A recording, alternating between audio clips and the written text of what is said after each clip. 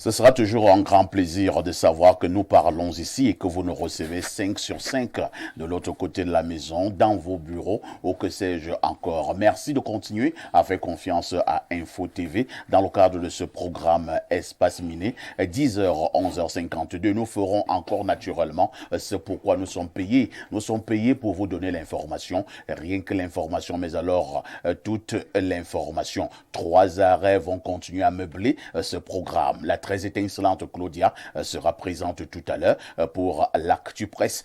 Pierre Blériot répond présent pour la dénonciation. On terminera par l'instant de l'analyse et nous sommes mardi. Nous n'allons naturellement pas faillir à notre règle. C'est mardi entrepreneuriat dans le cadre de Espace Miné sur Info TV. Un angle va nous intéresser ce matin. Nous allons prendre l'angle de la magie dans le cadre de l'entrepreneuriat. Une question, magie et entrepreneuriat vont-ils de pair? Avez-vous l'impression que pour être un bon entrepreneur, il faut de temps en temps aller visiter la magie? On en parle avec efficacité, certainement avec beaucoup de pertinence et de profondeur dans le cadre de cette production. Oui, la main sur le cœur, nous vous réservons encore de très grands moments de télévision dans le cadre justement de cette production. Pour bénéficier de tous ces délices, il faut être connecté au canal 6, mais également au canal 317 sur Canal Plus International.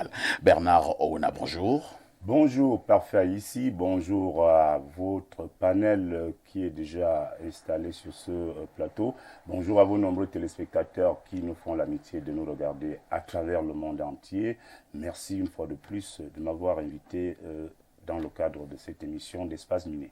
On ne le dira jamais assez, Bernard Ouna est journaliste, il est patron de presse, son journal s'appelle La Vitrine. Il est également un homme politique du côté du Rassemblement démocratique du peuple camerounais. Bernard Ouna, pour l'heure, comment se porte le RDPC?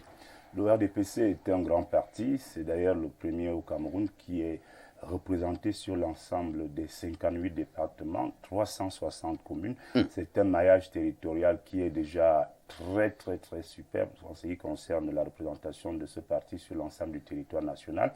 Le parti se porte bien, mais le parti attend, du moins les militants attendent une réaction de la haute hiérarchie de ce parti en termes d'organisation d'échéances politiques à venir. Il faudrait naturellement que peut-être, ça dépendra du président national, qu'un congrès extraordinaire ou ordinaire soit organisé dans les prochaines semaines. Question de répondre aux attentes de tous ces nombreux militants qui veulent voir le personnel politique d'appareil renouvelé, les hommes de terrain également renouvelés pour que le parti puisse accompagner avec beaucoup d'enthousiasme et d'efficacité son candidat à l'élection présidentielle d'octobre 2025. Merci Bernard Ouna. Je vais parler comme le président de la République face à un ancien chef d'État français. Je vais le paraphraser en disant les élections de 2025 sont lointaines mais certaines. Mais maintenant, dans ce cadre, elles ne sont même plus lointaines. Nous sommes déjà là. Nous sommes déjà là. Et je vous assure que d'ici quelques semaines, ça va vraiment bouger, ça va bouger, les lignes vont bouger au sein des différents états-majors des partis politiques. Et si vous voyez ce qui se passe en ce moment au RDPC, se passe également au RRC, au SIF, au PCRN, à l'UNDP et ailleurs. Les gens sont en train de se concerter à l'UDC parce qu'il y a déjà cette dame, la présidente de l'UDC, Madame Ndamjoya, qui s'est déjà prononcée comme candidate à l'élection présidentielle. Elle n'a pas de souci d'investiture puisque son parti compte énormément de conseillers municipaux et même de maires et de députés. Donc son investiture ne fait l'homme d'aucun doute. Elle est déjà une bonne candidate. Les autres partis également se préparent et je suis convaincu que d'ici 3 mois exactement, nous verrons clair sur les uns les autres, sur les candidats que présenteront les différents partis à cette élection présidentielle. Mais pour le RDPC, nous n'avons pas de problème, même si ça dérange un peu d'aucuns qui pensent que nous ne devrions pas présenter notre champion, M. Paul Biya, qui est président jusqu'ici et dont le mandat court encore jusqu'à la convocation du corps électoral. Mais ça dépendra du RDPC, ça ne dépendra pas de ceux qui ne sont pas du RDPC ou même des évêques de dire que le président doit être candidat ou ne devrait pas être. Merci Bernard Ouna. À côté de vous, nous allons accueillir Joseph Zambo. Joseph Zambo, bonjour et bienvenue au programme. Bonjour Papa ici et bonjour aux millions de téléspectateurs qui nous suivent. J'espère que vous allez très bien ce matin. Ouais, je vais très bien parce que de mon côté, il y a beaucoup de choses qui ont très bien avancé.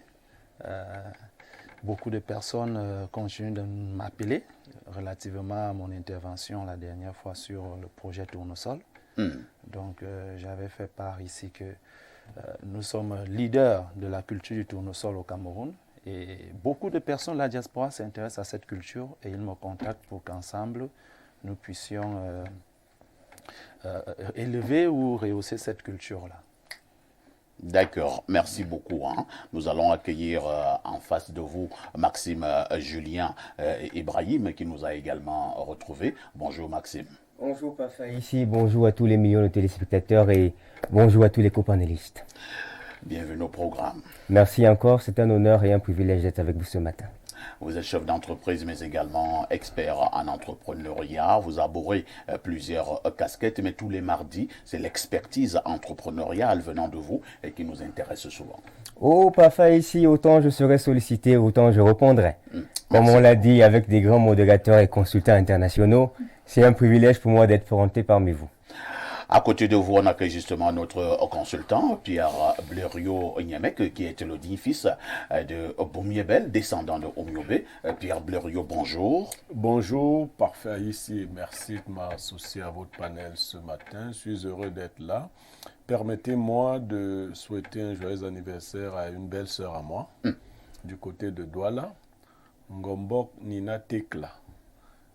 Tekla, c'est les anciens noms bassins, les anciens prénoms. Quand tu entends Tekla, donc je crois qu'on a dû lui donner le nom d'une maman qui était très forte.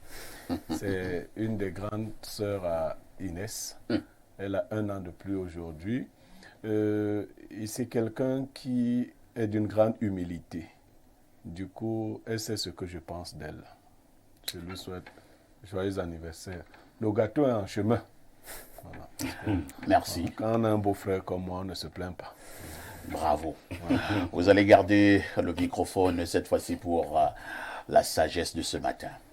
Ce n'est pas parce qu'une personne ne vous sert à rien qu'elle ne sert à rien.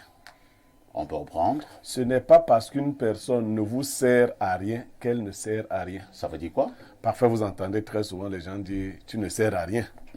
Mais en fait, ils veulent dire « tu ne me sers à rien ». Toute personne a une valeur intrinsèque qui ne dépend pas des services qu'elle nous rend ou qu'elle ne nous rend pas. C'est pour les utilitaristes que les gens ne sont importants que lorsqu'ils leur servent à quelque chose. Si quelqu'un ne vous sert à rien, ça ne veut pas dire qu'il ne sert à rien. Pour les hommes qui regardent seulement les femmes du point de vue sexuel, il y en a qui disent souvent, si tu es en période difficile, tu ne sers à rien. Non! Elle sert toujours à quelque chose. Merci beaucoup pour ces éternelles sagesses matinales. Nous marquons une touche pause parce qu'elle s'impose d'ailleurs.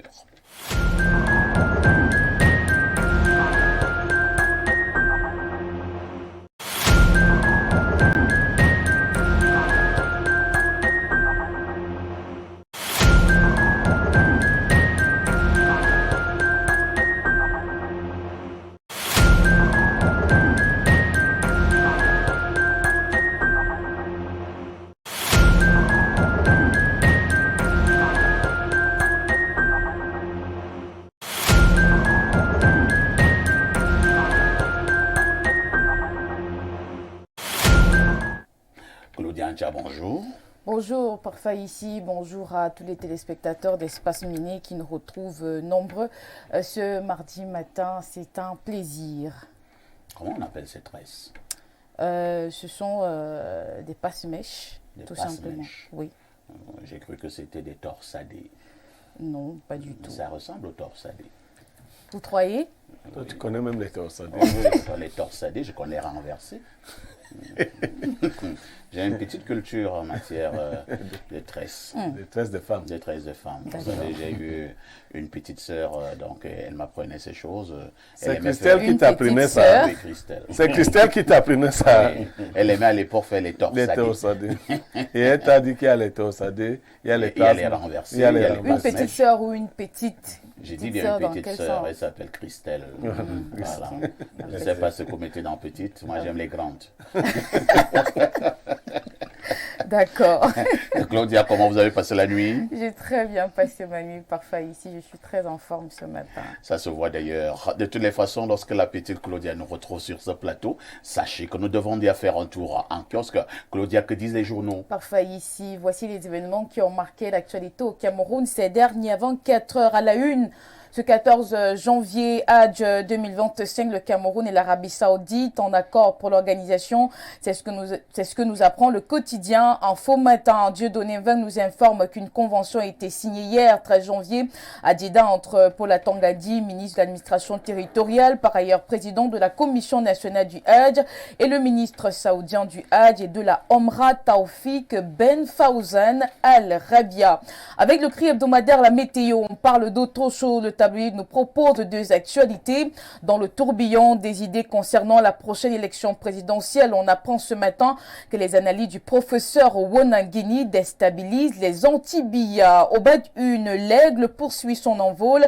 La note d'information publiée par le Minfopra hier 13 janvier nous fait savoir que 1087 matricules sont déjà disponibles au ministère de la fonction publique et de la réforme administrative.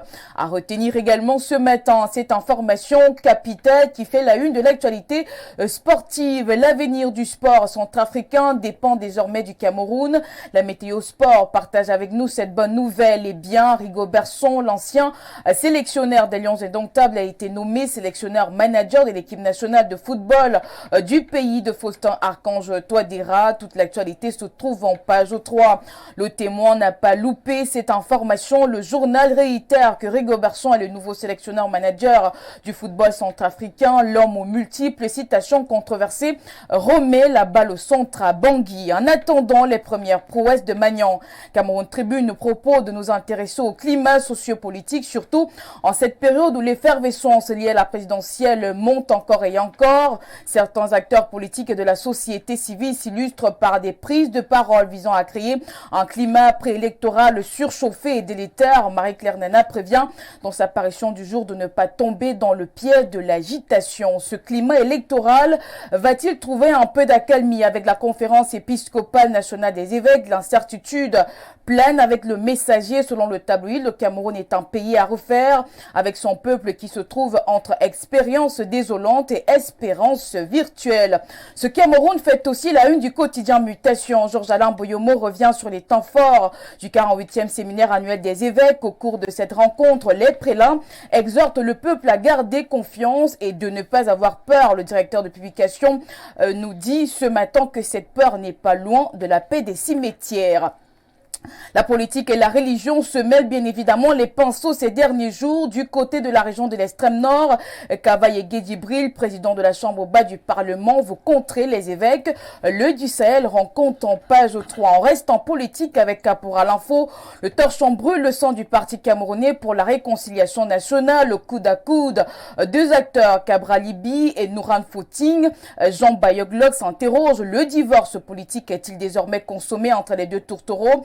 La rupture est-elle proche? La pomme des discordes à lire dans ce journal.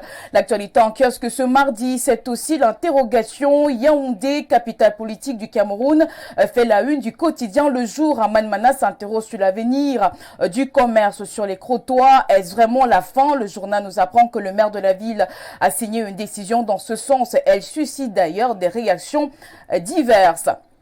Affaire Martinez-Zogo, la nouvelle expression en parle ce matin. Le journal nous révèle que les parties civiles sont accusées de ralentir la procédure. L'accusation a été formulée par les avocats de la défense qui soupçonnent la famille de souhaiter de faire durer la détention de leurs clients. Certification des comptes. Thierry Ekouti nous donne quelques précisions dans son édition du jour. L'économie quotidien nous fait savoir que l'État accentue la pression sur les grandes entreprises. Dans l'actualité presse et étrangère. Ce fait divers aux multiples rebondissements. L'affaire Abbé Pierre retient l'attention du Parisien et c'est ce journal qui nous permet justement de mettre un terme à cette revue de presse. En effet, 9 journaux, 9 nouveaux témoignages autant pour moi ont été recueillis contre le prêtre, dont celui d'un viol sur un garçon mineur et d'abus à caractère incestueux.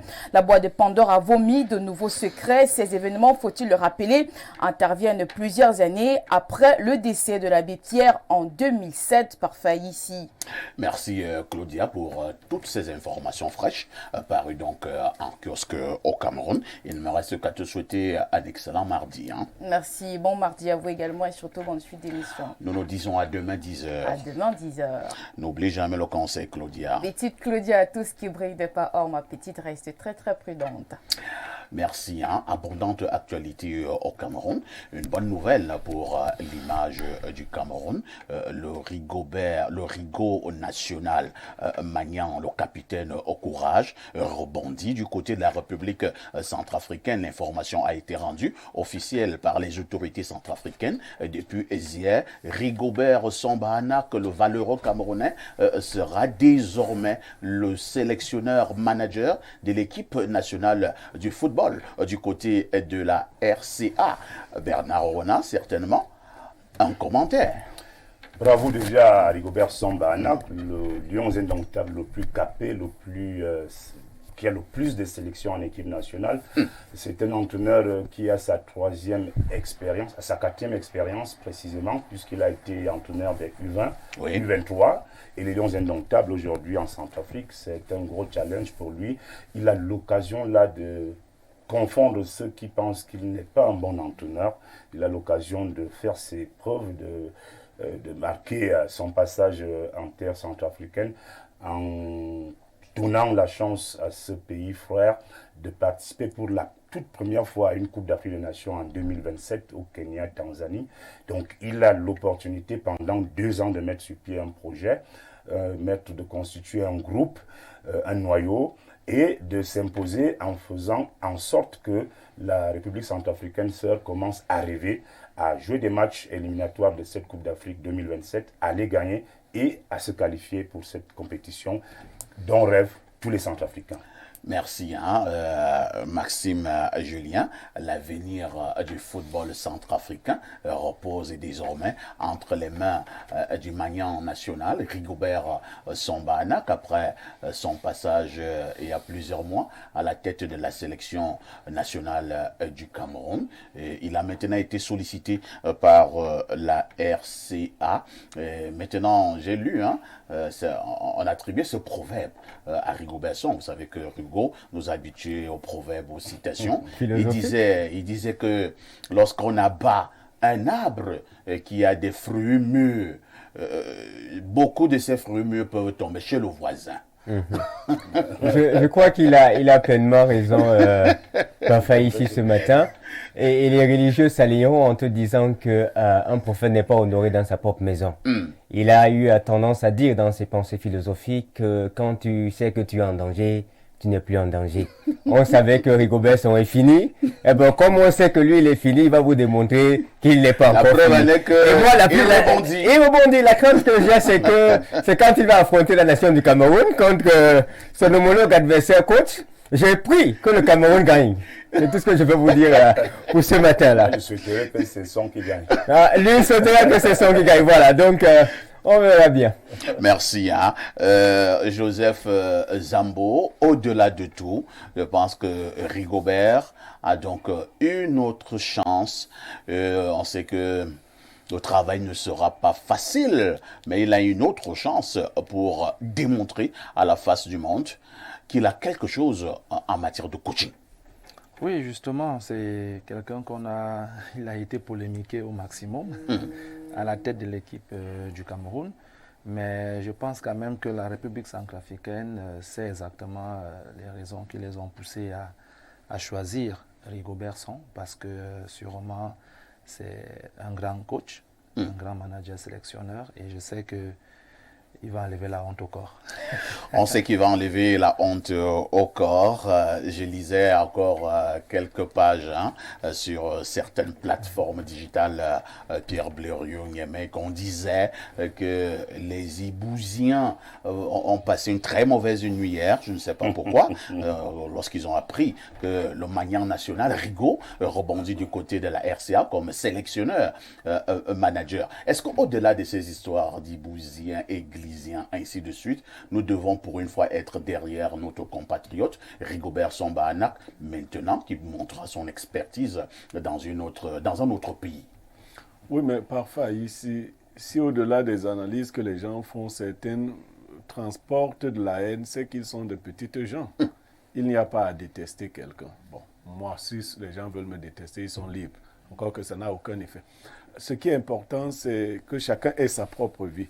La RCA est un État qui a décidé d'avoir pour entraîneur Rigobert Song. Tout à fait. Nous, comme Camerounais, nous ne pouvons pas nous mettre à saboter cela, bien au contraire. Nous n'avons jamais dit que Rigobert Song n'était pas un entraîneur ou qu'il ne pouvait pas faire de bons résultats. Nous pensions que dans le cas du Cameroun, ce n'était pas l'homme de la situation. Mais peut-être que pour la RCA, c'est l'homme de la situation là-bas. Vous voyez, chaque femme, vous voyez les femmes dures là, chaque femme a son remède en termes d'homme. Si la femme qui a pour remède d'ailleurs, si tu prends plutôt Ibrahim, ça ne va pas donner. Ça ne peut pas donner. tu vois, il y a des femmes qui te disent que je veux quand ça démarre au peuple. Un kouta. Voilà, un kouta. Tout un sac. Il y en a qui te disent que non, moi, les sacs, c'est trop. Ah oui, je préfère le sachet. Le sachet. Parce que on dit que avant de donner tes seins à un homme, il faut voir comment il tire le sachet d'eau. C'est un proverbe en tout aussi. Non, ben, je lui souhaite bon vent du côté de la RCA. Qu'on lui donne, je crois que là-bas, on n'a pas la même mentalité au Cameroun. Au Cameroun, on ne te donne pas le temps de travailler. Ouais. Dès que tu arrives, on veut les résultats tout de suite. Tout à fait. De ce côté-là. Et même Rigobert a travaillé pour l'équipe nationale, hein, vous savez. Il a quand même commencé à mettre une certaine fondation sur pied. Ouais. Et Marc Brice est venu continuer avec la fondation qu'il a commencée. Si Rigobert, on n'avait pas un hyper-présidentialisme à côté de lui, même au Cameroun, oui. Oui, je dis que... Vous connaissez le nom du président de la Fédération centrafricaine de football? Pas du tout. Voilà. Voilà. Merci Pierre Blériot. De toutes les façons, en tant que Camerounais, nous disons simplement bon vent à Rigobert Samba-Anak du côté de la RCA. Une autre actualité nous intéresse également ce matin au niveau de l'actu presse. Nous parlons encore politique avec le tri-hebdomadaire La Météo du très grand frère Dieudonné Vent à sa une ce matin, présidentielle 2025. Les analyses du professeur Mathias Eric Ouanangini déstabilisent les anti-BIA. Alors là, ça devient compliqué. Hein? Bernard Owona, depuis quelques jours, la toile est en ébullition. Certains médias également, où le professeur Mathias Eric Ouanangini, politologue, est traité de tous les noms d'oiseaux. Il est mangé à toutes les sauces. Il est vilipendé. Il est insulté. Il est dénigré, les chosifié. Je repose la question de savoir, est-ce que le professeur Mathias Eric Ouanangini mérite ce traitement par rapport à ses prises de position? Non, malheureusement, le professeur ne mérite pas tout ce qui lui arrive, ce lynchage-là. Je pense que les Camerounais ont la mémoire courte. En fait, certains Camerounais militants de certains partis politiques ont la mémoire courte parce qu'il faut déjà leur dire que ce qui est aujourd'hui le MRC, je pense que pour ceux qui maîtrisent bien les origines de cette formation politique, ils trouveront que le professeur Mathias Eric Ouanangini est passé par là. Tout à fait. Vous voyez? Tout à fait. Donc quand vous me voyez venir, je suis en train de vouloir dire à ces gens qui l'insultent aujourd'hui que n'oubliez pas que c'est grâce à sa capacité à réunir, à fédérer, que nous avons abouti à la création de ce grand parti qui est le MRC. Le professeur Eric Mathias Ouanangini n'est pas un militant du RDPC. Il faut bien le préciser, à toutes fins utiles. Il n'est pas un militant du RDPC, c'est un universitaire, c'est un politologue. Il arrive donc que sur les plateaux de télévision qu'il ait un penchant pour le régime Biya. Il y a une différence. Le politologue, quand il fait ses analyses froidement, il parle de ce que lui, il voit en tant qu'universitaire, en tant que politologue. Non, il ne réagit pas en tant qu'un militant du RDPC, qu'il n'est pas. Le professeur Onan Guinée a plutôt eu des acquaintances avec le parti politique MRC à l'époque, avec certains de ses camarades quand ils voulaient mettre sur pied cette formation. On peut les citer. Hein? Il y avait à la base, à la création du MRC, là c'est l'histoire, il y avait le professeur Alain Foguet, il y avait le professeur Owen Nguini, il y avait le professeur Claude Abbé, il y avait l'homme politique, le président du parti politique Assigana, voilà, pour ne citer que ça. Voilà les pères fondateurs du MRC. Donc le professeur Mathias Eric Owen Nguini a un problème avec ceux qui l'insultent aujourd'hui, c'est que il ne s'imaginait pas que le professeur allait prendre effet et cause pour le président Biya. Et même quand il prend effet et cause pour le président Biya, il essaie d'analyser de façon objective parce qu'il démontre que le président Biya est libre d'être candidat à l'élection présidentielle. C'est tout le débat là. Il est libre d'être candidat et que la Constitution même ne fixe pas d'âge pour être candidat. Donc même s'il a 100 ans demain, et qu'il peut être candidat, c'est là où c'est le point d'achèvement entre ces gens qui l'insultent et le professeur lui-même. Moi, je pense qu'il faut le laisser dans son rôle, c'est un politologue. C'est bien qu'il vienne sur les plateaux édifier les Camerounais pour leur gouvernement, pour qu'ils comprennent mieux, s'approprient bien ce débat politique qui va chauffer, qui va bientôt chauffer jusqu'en octobre 2025. Merci Bernard Owena, Maxime Julien. Est-ce qu'il n'y a pas un risque de plus en plus sur les plateaux de télévision et autres plateformes de débat médiatiques? On a une impression qu'il y a une race de débatteurs qui ne voudraient pas que d'autres débatteurs ont une voix contraire. C'est comme si on veut vous obliger absolument à penser comme certains. Dès que vous avez un autre son de cloche, on insulte votre grand-mère, on insulte votre grand-père, on vous dénigre, on vous traite de tous les noms d'oiseaux. Est-ce que ce n'est pas justement ce que le professeur Owen Nguini appelle le terrorisme politique? Parfait. Ici, je pense que le professeur, c'est un analyste politique. Et comme le disait mon confrère sur ce plateau, il n'est pas partisan du RDPC, il est un analyste politique. Et en qualité d'expert, je pense qu'il est établi jusqu'en Afrique centrale, en termes de compétences et de connaissances. Il a donné son regard. Je pense que, et c'est la raison pour laquelle je félicite les chaînes comme Info TV, parce qu'elles ont encore la capacité de tenir tête à la population. Les grands esprits n'ont pas toujours été des gens qui suivent la masse, qui suivent la pensée populaire ou commune. Ils observent les faits, ils analysent les faits et ils donnent leur point de vue.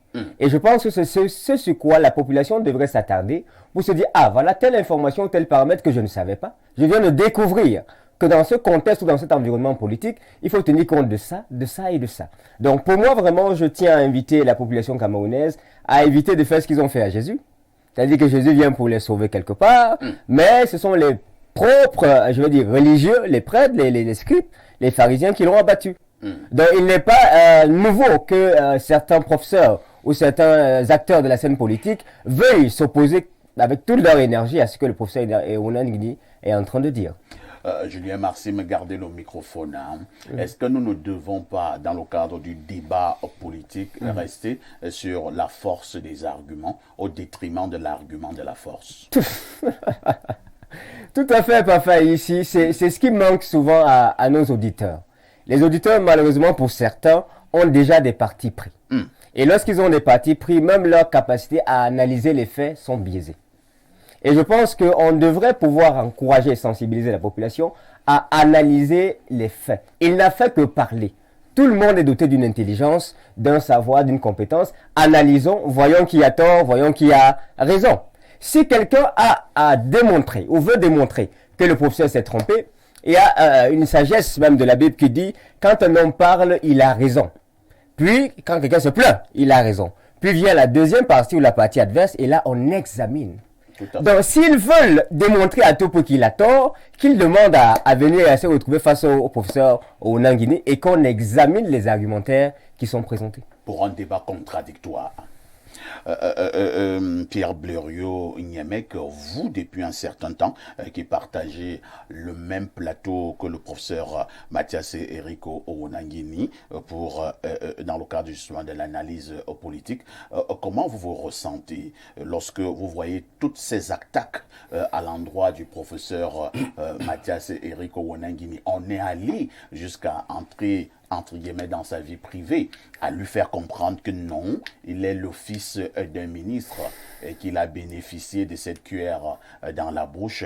Beaucoup pensent d'ailleurs qu'il est une fabrication du régime et par la suite, ce sont les insultes. Est-ce que le professeur Mathias Eric Onanguini, en analysant, il s'appuie sur le fait qu'il est le fils d'un ancien ponte du régime? Non, je vais vous surprendre. Professeur Onanguini doit beaucoup à son père Joseph Oona. Beaucoup. Qu'est-ce qu'il doit exactement à Joseph Oona? Joseph Oona était d'une intelligence extraordinaire. Pour ceux qui ne le savent pas, il est devenu professeur agrégé d'agrégation française à 32 ans. Ce n'est pas tous les parents qui ont transmis leur intelligence à leurs enfants. Il y a des parents intelligents, il y a même des parents qui ont forcé l'école, on a cru qu'ils étaient intelligents. Mais quand leurs enfants naissaient, on a vu que les parents même n'étaient pas intelligents. Donc, ce que Onanguini lui-même a appelé la transmission séminale de l'intelligence, Joseph Oona a transmis son intelligence à sa progéniture. Non, Onanguini n'a pas ramassé son intelligence en brousse. Il ne marchait pas. Et il faut dire, pour le cas de Onanguini, lui, il a eu doublement l'intelligence parce que sa maman est l'une des 2 premières femmes à avoir le concours de l'ENAM au Cameroun. Il y a des gens qui ne savent. Donc, oui, Onanguini est fils à papa et fils à maman, c'est-à-dire qu'il a hérité génétiquement d'une intelligence hors du commun. Pour ceux qui le voient seulement à la télé, la télé est très loin de la réalité. Être même à côté de Onanguini, ça fait peur, je vous dis. Il transmet des ondes particulièrement chargées. Pour ceux qui... Ce n'est pas une intelligence commune. Ordinaire. Non, non. Et les autres le savent, tout le monde le sait. Non, donc les attaques personnelles, elles sont de bas étage, vraiment. Attaquons-nous. Vous savez, moi, je ne partage pas ces points de vue sur Paul Biya et autres. Mais que quelqu'un se lève, c'est les réseaux sociaux qui m'ont montré quelque chose à ici. Sur les réseaux sociaux, tu vas tout lire. Bien sûr. J'ai lu sur les réseaux sociaux que Bell n'avait pas le droit de parler de football. Que Bell était un pauvre type qui n'arrivait pas à manger. Il est allé manger chez les Bamoun lors d'une cérémonie. Ici, si tu connais le domicile de Bell, si tu connais la richesse de Bell, tu entends ce genre de choses, tu te dis vraiment les réseaux sociaux permettent tout. Ce sont les réseaux sorciers. C'est-à-dire quelqu'un qui ne peut pas être dans le voisinage de Jojo.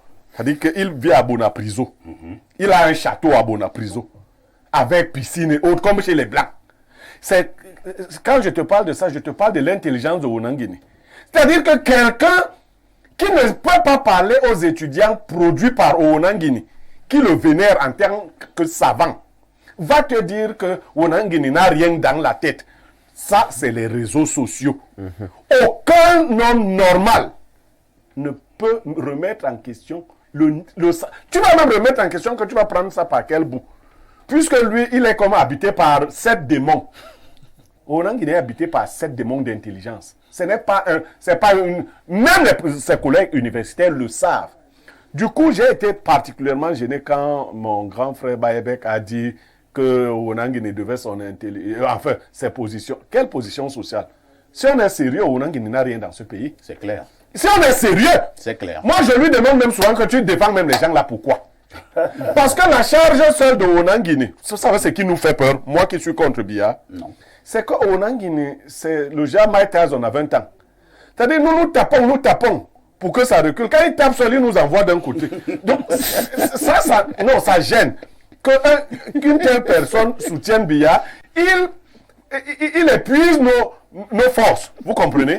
Moi, ministre de la République a voulu me menacer en me disant, quand tu viens sur les plateaux, tu défends l'opposition. Je lui ai dit que... Et Onanguini? Parce que Onanguini, c'est 40 intellectuels défendant tout ce que le RDPC fait là, qui tous sont là-bas. Tout ça n'atteint pas le travail que Onanguine fait pour eux. Donc je trouve qu'ils travaillent même pour rien. Vice-recteur, pour ceux qui savent comment les universités fonctionnent. Le vice-recteur n'a rien. Le doyen le dépasse 50 fois. Le doyen même a beaucoup plus d'avantages. Ce n'est que honorifique. Mais est-ce qu'honnêtement, si on est sur le débat politique en télévision, on doit s'en prendre aux vies privées des gens et surtout mentir? On ment.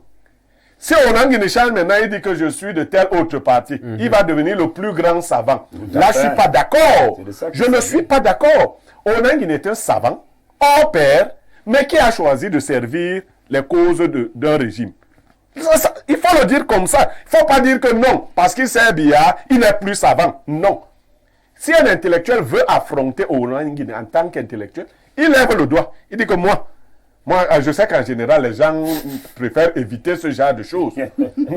Parce que ce n'est pas le genre qu'on affronte. Donc, il faut qu'on fasse le distinguo. Mais vous n'allez pas éduquer tous les réseaux sociaux, d'accord? Sur les réseaux sociaux, tout le monde est le professeur de tout le monde. Tout le monde est plus riche que tout le monde. Tout le monde est plus... Moi, quand on me provoque, tu peux même être obligé de venir exposer ta richesse et on va te tuer après. Parce qu'on m'a dit récemment que j'étais locataire. OK? Et que mon bailleur allait bientôt me chasser. Qu'est-ce que tu veux? Que je prenne tout ce que je viens de montrer à la télé? Onanguine, c'est un savant hors pair. Moi, je l'appelle depuis 25 ans pic de la Mirandole. C'est-à-dire ce savant italien qui avait invité les autres savants du monde entier à discuter avec eux de Omniare Tibile. Et dans la veine des penseurs, des politistes, je crois qu'il n'y a pas plus de 2 Africains qui ont atteint le niveau de Onanguine. Merci. Quand je le présente sur mes plateaux de télévision contre vents et marées, j'ai d'ailleurs été menacé pour cela. Mais vraiment, quand on me menace, moi j'aime. Et quand on me menace, je vais encore plus loin. J'aime le dire que Onanguine est sans doute le politologue le plus pointu et le plus pertinent ces 20 dernières années en Afrique. Je l'ai donc redit ce matin. Alors, Joseph Zambo, on doit tu sais qu'on sera insulté aussi, non? Lério, c'est à moi que tu te parles d'insultes. Oui, mais pas des insultes. Non, mais bon, sauf que quand vous voulez insulter les gens, dites quand même la vérité. Moi, je n'ai pas peur des insultes. Si vous voulez m'insulter, dites que j'ai 1,74 m. Oui, j'ai 5 femmes, 15 enfants, 16e en télécharge. Il faut dire comment je suis. Et un 16e? Il faut dire que j'ai une fortune qui ne s'explique pas. Merci Lério. Voilà. Joseph Zambo, est-ce que en République, on doit passer les gens à la guillotine pour leur prise de position? Non, en réalité, je pense que cela marque le fait que ce monsieur est vraiment admirable et que c'est quelqu'un de, je veux dire, surhumain. Les dimanches, on a un débat qui va au-delà de la compréhension des jeunes, parce que là, vous parlez des choses les plus pertinentes. On élève le niveau. Vous élevez grave le niveau. Mais tous les dimanches, j'ai une tablette, j'ai un ordinateur, j'ai un téléphone avec le peu de dictionnaire que je peux avoir pour écouter ce qu'on appelle vulgairement masterclass. Parce qu'à chaque fois que ce professeur parle, vous prenez les notes. Enfin, ça insulte même à la limite notre intelligence, parce que tu te dis, bon là aujourd'hui j'ai déjà beaucoup de diplômes, il reste encore quand même un tout petit peu pour que j'arrive à son niveau, mais je ne suis pas encore à 1% de ce que lui fait. Est-ce que c'est seulement le fait qu'il soit professeur? Et je comprends mieux avec la façon que Monsieur Niemek explique. Et il y a eu une certaine transmission séminale de l'intelligence. Ce n'est pas explicable, parce que je dis bien, quelqu'un qui essaie même de dire quelque chose, écrire même en commentaire sur Facebook, je me demande quel français il utilise pour pouvoir critiquer. C'est même parce que Dieu n'est pas sur Facebook. Si Dieu était sur Facebook, c'est que tu écris une chose, on te frappe directement. Bon, comme Facebook, c'est les affaires de Satan. Non, ce n'est pas. Et puis même, c'est même énervant qu'on ait des personnes comme celle-là, et qu'ils ne soient pas ministres, qu'ils ne soient pas... Et je me dis, c'est des personnes qui doivent obligatoirement être cooptées. Vous pensez que c'est injuste? Pour moi, c'est injuste. Parce que... Est-ce qu'il a fait ce qu'il fallait faire? Qui d'autre? Qu'est-ce qu'il faut faire? C'est ça la question. Moi, je pose la question. Mais que faut-il faire? Que faut-il faire chez vous là-bas? On aura la réponse prochainement. D'accord. Joseph Zambo, merci de toutes les façons. Ce matin, nous sommes encore en train de prôner la tolérance au niveau de la discussion publique. Nous sommes encore en train de prôner l'indulgence. Nous sommes encore en train de prôner le débat et non le combat au niveau de nos chaînes. Au niveau du combat même là, attends, je Ouais. vais dire, les gens n'ont pas encore vu Ouna. Est-ce que vous avez déjà vu Ouna physiquement, vous qui parlez physique, hein. C'est une armoire. Quand ça s'est même terminé, moi je ne peux pas vous dire ce qui a failli arriver. Hein. Oui, oui, Ah oui. ben, Non, je ne dis pas, je ne Non, cite pas les noms. Ne dis pas. Quand il s'approche de toi, tu sens que s'il te décharge un truc.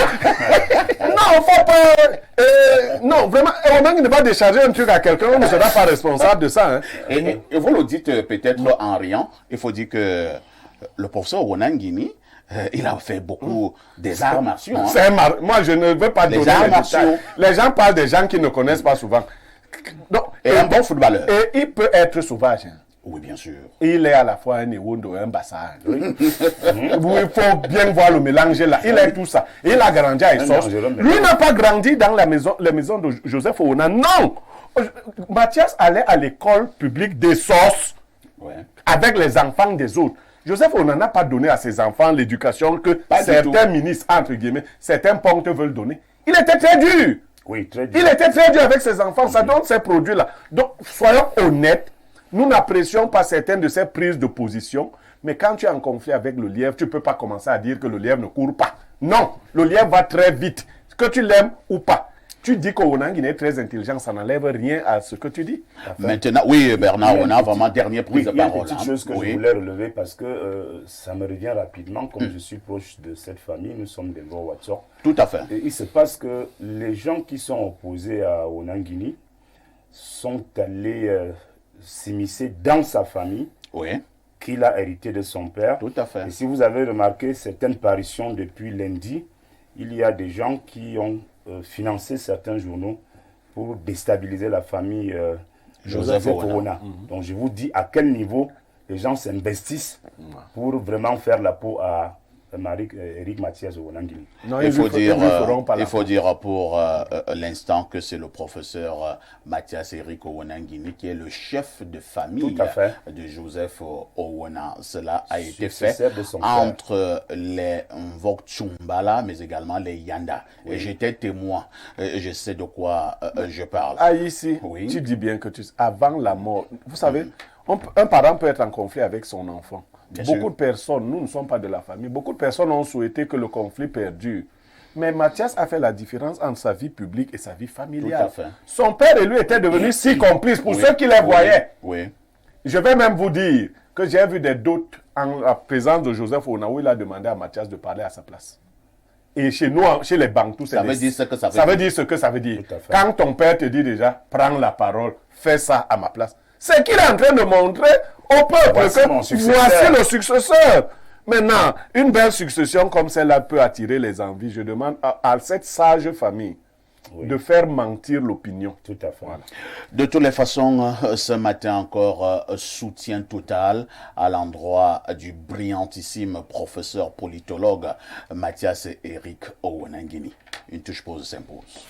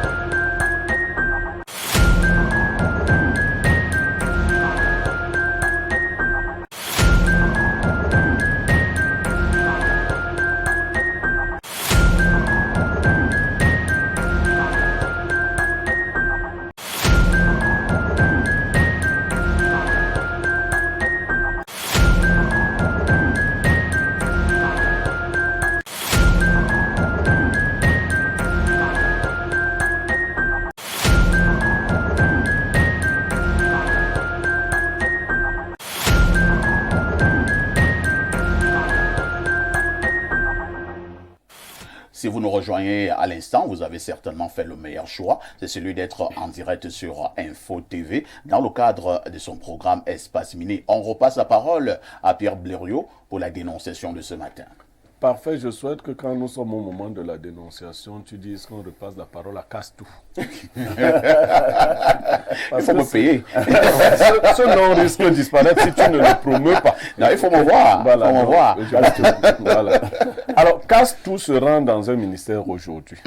Et le ministère en question est un ministère très controversé du fait des missions sensibles, très sensibles qui sont les siennes. Le ministère des Domaines et des Affaires foncières, MINCAF. Parfait, ici, nous avons été interpellés par un certain nombre d'usagers qui vont vers ce ministère et qui subissent un certain nombre de choses de la part des collaborateurs du ministre. Je ne parle même pas des services décentralisés encore, mais je vais d'abord au niveau du ministère. Déjà, certains empêche aux usagers d'atteindre le ministre. Dire, vous faites, je ne peux pas vous montrer depuis tous les pays du monde, les Camerounais, on empêche et on crée des réseaux à l'intérieur du ministère pour trafiquer et traficoter avec les titres fonciers.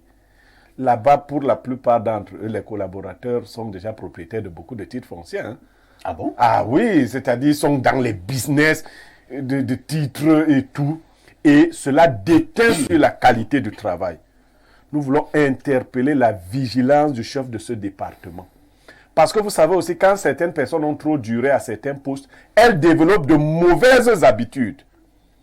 Je crois qu'il est de son ressort de faire quelquefois, même si ce n'est que des jeux de chaises musicales, comme on dit, mais de faire que les gens n'aient plus de titres fonciers à certains postes. Parce qu'il y a des gens là-bas qui ont des titres fonciers à certains postes et qui sont devenus de vrais goulots d'étranglement du processus du titre foncier. Vous voyez? Et qui vont même jusqu'à influencer les services décentralisés. Vous savez, quand quelqu'un vient du ministère, il a toujours un cran au-dessus des autres parce qu'on croit qu'il est la bouche du ministre. Il est l'oreille et la bouche du ministre. Et donc, le titre foncier se porte de plus en plus mal du fait des collaborateurs véreux du ministre. Très bien. Et donc, nous voulons dénoncer ça sans façon. Merci. Nous voulons dénoncer ça comme ça, sans façon. Les Camerounais se plaignent. Ils se plaignent. Que on introduit ça, on écrit, vous bloquez. Il y en a même qui sont des comptoirs de comptabilité, de trésorerie.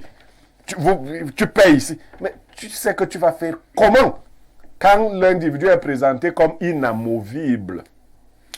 Merci Pierre Blériot pour cette autre dénonciation. Bernard Owana, c'est vrai qu'au Cameroun, ça devient de plus en plus compliqué. Hein. Ces problèmes fonciers, cette affaire d'obtention de titres fonciers et tout ce qui va avec. Blériot l'a dit, trop de tripatouillage du côté du ministère des Domaines. On ne sait pas si le ministre docteur Eyeba ici est au courant. Mais je vous passe d'abord la parole pour votre commentaire et votre analyse. Je voudrais, à la suite de Blériot, vous dire que le ministère des Domaines et des Affaires foncières, c'est quelque chose qui fait peur, quelque chose qui traumatise les usagers aujourd'hui parce que là-bas, les collaborateurs du ministre, il faut bien le dire, ont décidé de faire de cet établissement, de ce département ministériel, un véritable fonds de commerce.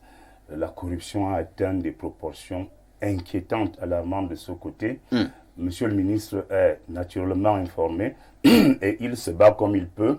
Il est cerné, monsieur le ministre est cerné. Ah bon? Il est pris en otage par des réseaux très puissants qui sont pilotés par la plupart de ses collaborateurs à tous les niveaux.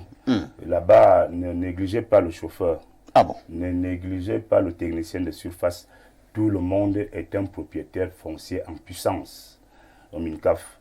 Je voudrais même vous dire que là-bas, les gens ont des cantines de titres fonciers. Incroyable. Le ministre Eyeba ici, à ce que je sache, est arrivé à ce ministère, ça fait 6 ans et 10 jours. parce qu'il a été nommé le 4 janvier. Vous avez de la comptabilité dans la tête. Bien sûr, c'est toujours intéressant. Oui, le 4 janvier 2019. Ça fait donc 6 ans et 10 jours qu'il est à ce poste. Et je vous avoue qu'il a 2 problèmes ou 3. Oui. Le premier, c'est qu'il a hérité de trop de mauvaises choses de ses prédécesseurs. Il est donc obligé de se compromettre parce qu'aujourd'hui, il y a toujours des arrêtés qui annulent des titres fonciers, d'autres qui les rétablissent. Et c'est souvent le jeu des collaborateurs qui ont des intérêts, qui se sont compromis, qui se sont engagés avec la mafia. Vous savez qu'en fin d'année dernière, il y a un collaborateur du ministre qui a été suspendu parce qu'il a induit le ministre en erreur sur le dossier de Bastos, les usines Bastos. Il a été suspendu, je pense qu'il l'est encore jusqu'à date. Et donc, le ministre Eyeba ici a ce problème-là avec les dossiers qu'il a hérités de ses prédécesseurs. Maintenant, il a donc ce problème également avec ses principaux collaborateurs. Mais c'est ici que moi, je voulais quand même lui dire que ça ressemble un peu aussi à ce que les gens disent du président Biya, que c'est lui qui fait le casting pour nommer les gens qui doivent l'accompagner à implémenter sa politique. Et quand il se plaint même que ces gens-là ne font plus sa politique, moi je pense qu'il n'y a pas de choses à faire que de les chasser. Il faut se libérer, il faut se débarrasser des gens qui ne veulent pas vous accompagner à atteindre certains objectifs. Donc nous pleurons. Je vous assure que si vous croisez des gens qui ont des dossiers au MINCAF, sur le ministre Eyeba ici, vous allez entendre des choses incroyables. Et l'argent est là-bas, la chose la mieux partagée. Si vous n'avez pas d'argent là-bas, il est clair que votre dossier sera mis de côté. Il est clair que votre dossier ne sera jamais traité. D'ailleurs, il vous demande 500 000 pour une descente, hein, comme si on blague. Il vous demande 200 000 pour aller chercher les documents. C'est comme ça là-bas, c'est la règle. Et je pense que la dénonciation de ce matin nous permet quand même d'interpeller le ministre lui-même, qu'il sache que les Camerounais l'observent. Il a été au Minerex, il a été au Consup, il a été au Minader. Je pense que les gens ont de bons souvenirs pour ce qu'il a fait comme travail. Mais le ministère des Affaires foncières est très difficile. Et s'il y a un problème qui peut mettre à feu le Cameroun demain, ce sera véritablement le problème foncier. Et il est important que le ministre s'attelle véritablement sur cette affaire et permette que les pauvres Camerounais qui n'ont pas de bras longs, qui n'ont pas de derrière, qui n'ont pas de godasses, puissent quand même avoir à obtenir des documents au MINCAF sans avoir besoin d'être capables de donner des enveloppes d'argent qu'ils n'en ont même pas déjà, parce que déjà ces gens-là se battent, se bagarrent pour la survie. Donc c'est ce que je voulais dire pour cette première prise de parole. Merci pour ce regard, Maxime Julien. Bernard dit que si nous ne faisons pas attention, le problème foncier au Cameroun peut nous conduire à des situations pratiquement intenable, insoutenable. Il faut faire très attention.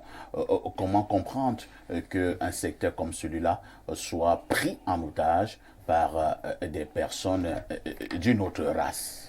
Parfois, ici, le secteur de l'argent sera toujours pris en otage.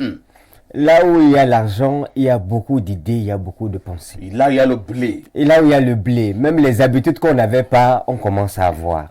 Les pensées qu'on n'avait pas, on commence à avoir. Les projets qu'on n'avait pas, on commence à avoir. Mais est-ce à dire que parce qu'on a quelque part les ressources terrestres du Cameroun entre les mains qu'on gère, on devrait totalement s'en accaparer? Non. Je pense effectivement que ça peut créer des dégâts. Je suis un tout petit peu victime de cette situation parfois ici parce que il y a mon grand-père Ndanga Henri qui était un patriarche à l'Est Cameroun. Pour ceux qui ne le savaient pas, je suis de la région de l'Est Cameroun, du domaine d'Irem, au centre. Et lorsque les projets industriels sont arrivés, on a saisi toutes ces terres. Et on lui a promis que non, on va faire un certain nombre de choses avec le projet de la Maxi. Il n'y a pas plus de 3 mois que j'étais au ministère des Domaines pour aller chercher un numéro de lettre qui instruisait le directeur de la Maxi d'intervenir en la faveur. Parce que le ministre avait réagi favorablement. Mais maintenant, le document avait disparu. Mais pour avoir le simple numéro de la lettre là, on m'a demandé de réécrire au ministre. Et je me suis demandé, mais attendez, vous avez une lettre que le ministre a fait sortir. Elle est publique.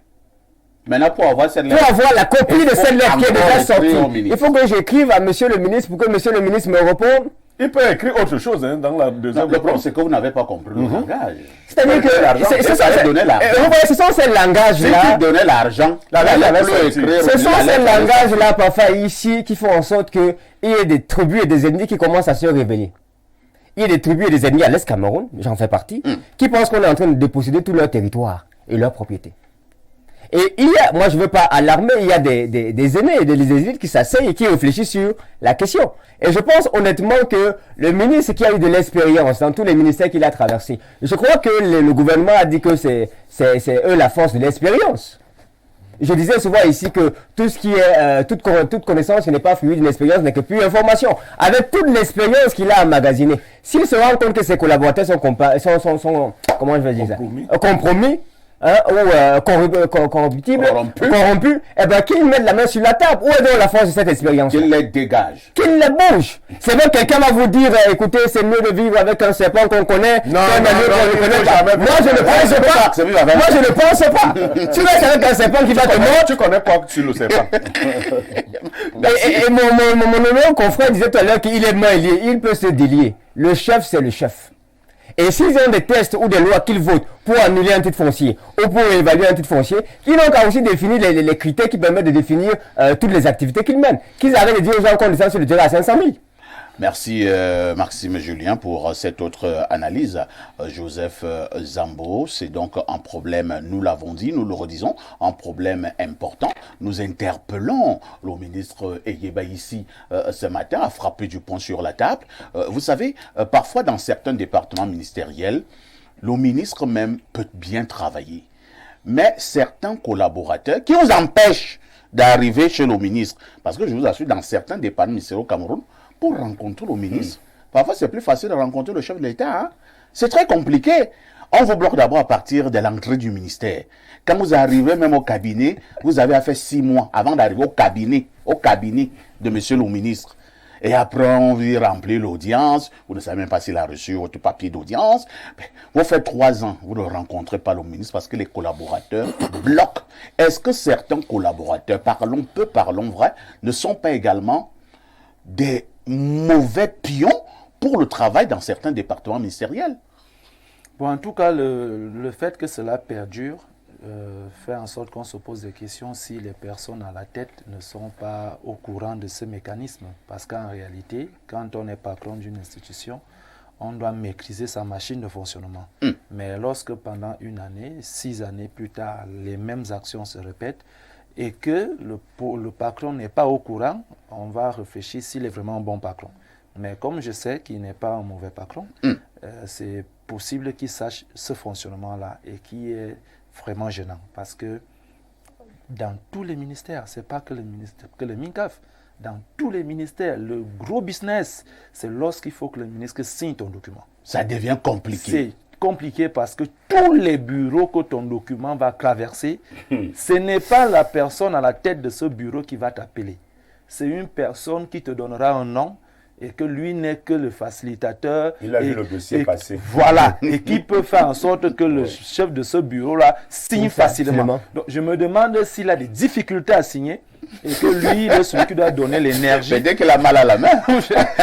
Oui, mais j'ai dit c'est le cas partout. Moi, je fais dans la communication, j'en ai vécu énormément. Il y a des événements qui ont été sabotés, il y a des actions qui ont été bouleversées, arrêtées uniquement parce que quelqu'un ne comprend pas que comment un document que le ministre doit signer naturellement est bloqué, même pas chez le ministre, dans un bureau intermédiaire. Chez un chef service. Voilà. Et ce n'est même pas le chef service lui-même qui t'appelle.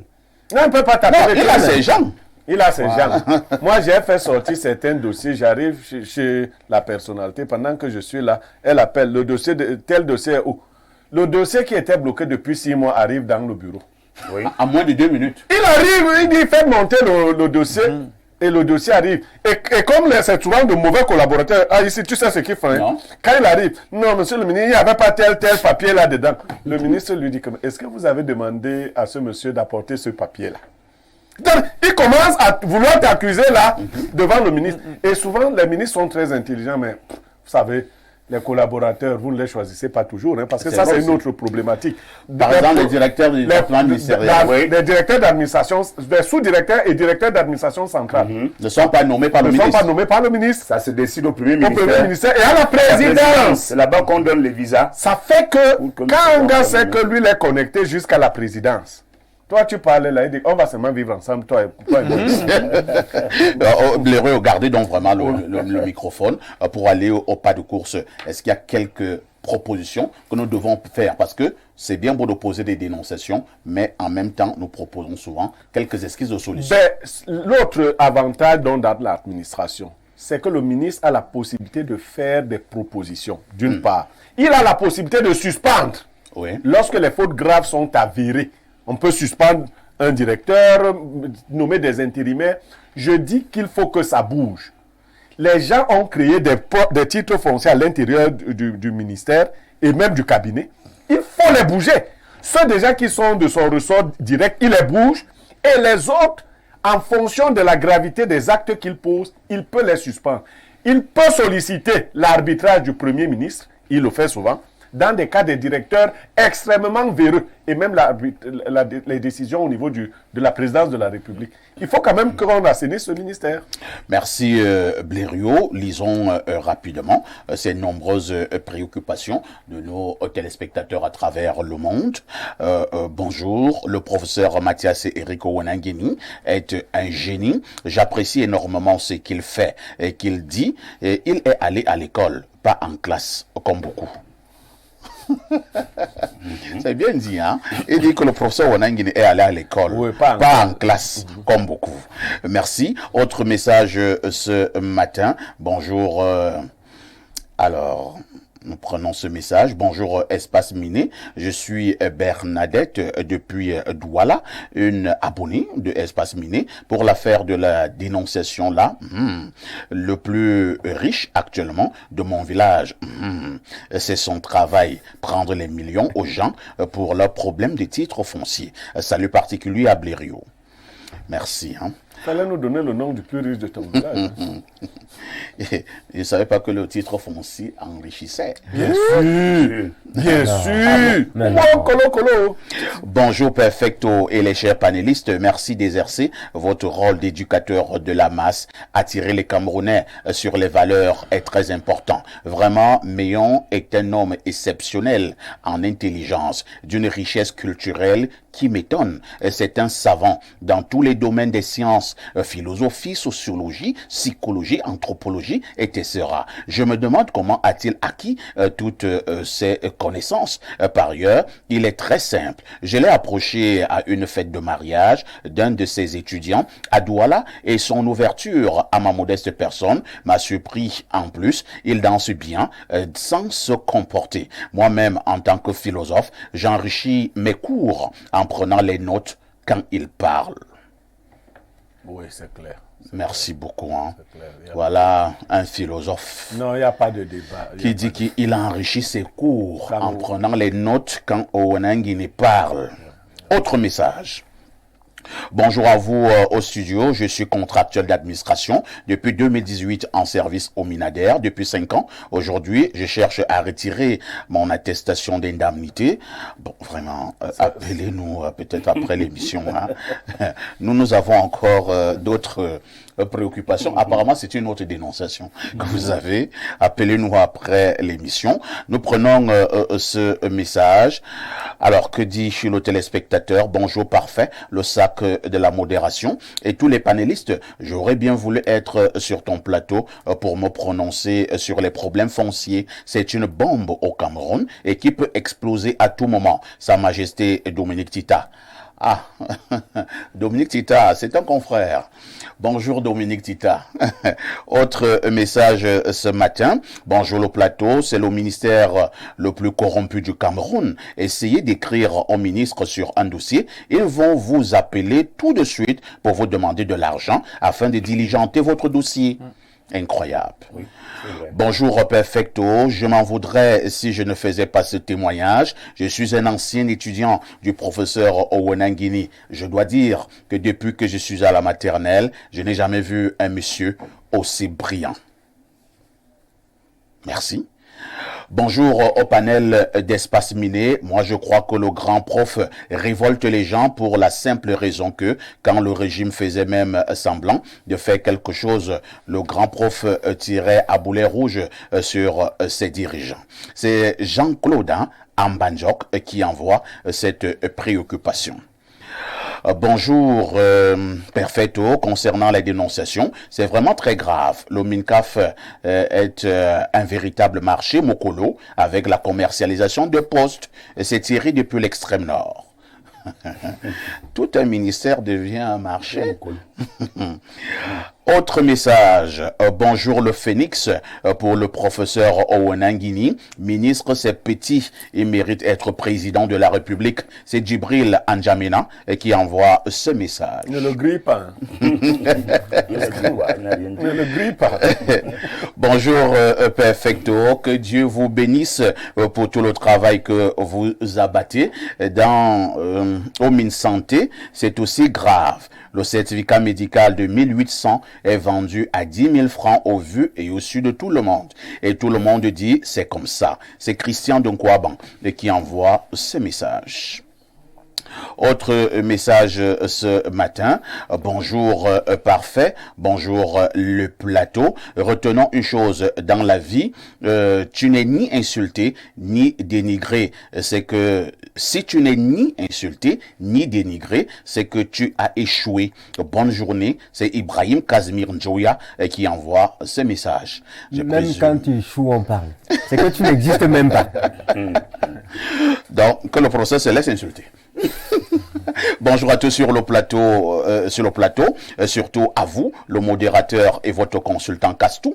L'émission monte en puissance et c'est dommage qu'on ne la vulgarise pas assez dans notre ère digitale. Je déplore le manque de streaming en ligne de votre chaîne et son absence de site web ou magazine en ligne. Vous rendez vraiment hommage à une intelligence et à une analyse honnête. Que pouvons-nous faire pour pousser à passer un autre niveau de diffusion?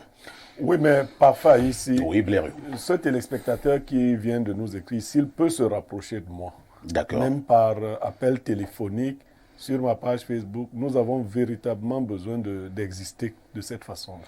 Bonjour, Monsieur Parfait Haïssi. Il y a un adage qui dit qu'on a beau détester le lièvre, mais il faut reconnaître qu'il va vite. C'est une image de ce que l'on appelle honnêteté intellectuelle. Le professeur Owenangui ne mérite pas le respect, mais du respect. Le Cameroun a des intelligences certaines, mais celle du professeur est ou un ou deux crans au-dessus. C'est Émile Essi, depuis Un Fou, qui envoie ce message. Alors, bonjour Parfait Haïssi, bien des choses à vous, juste pour féliciter et encourager le professeur Mathias Eric Owenangini, qu'il sache qu'il n'est pas seul, le Cameroun est comme ça, on a toujours tendance à insulter les valeurs. Bonjour Info TV et son panel, Haïssi, vous n'êtes pas... Je ne sais pas de quoi vous parlez. Hein. Il faut écrire dans une langue qui sera facilement décryptée. Alors, quelqu'un me dit ici qu'il est en route pour Info TV. Moi, je ne sais pas qui vous êtes. Qu'il vienne. Non, Il peut être du MINCAF. Il peut être déjà du MINCAF. Il peut être un gars du MINCAF. J'espère que ce ne sont pas des menaces. Il peut être un gars du MINCAF qui arrive là. Donc on va l'accueillir. Mais il n'y a pas de problème, qu'il vienne. Alors, bonjour Perfecto, le professeur Owenangini, qu'on le veuille ou pas, il finira ministre dans ce pays, que ce soit dans le régime Biya ou un autre régime. Ah, d'accord. Bon, alors, nous allons lire trois dernières réactions. Hein. Nous sommes saturés par des messages. Alors, nous prenons celui-ci. Bonjour, Parfait. Et à tout ton panel, concernant la dénonciation, Parfait, ce n'est plus possible de changer quelque chose de ce côté. Il y a un réseau, on vend tous les postes de chef-service. Ça va de 5 à 10 millions de francs CFA. Incroyable. D'accord. Autre message ce jour. Bonjour, parfait Haïti et toi et à tout ton panel. Bonjour au Castou et surtout bonne année à vous. Castou, j'espère que tu as ton cercueil comme l'autre. En tout cas, que cette année soit remplie de bonne humeur sur le plateau d'Espace Miné. Très belle journée à vous, mes démineurs de luxe. C'est Pancras de Guidère. À tout de suite pour la suite.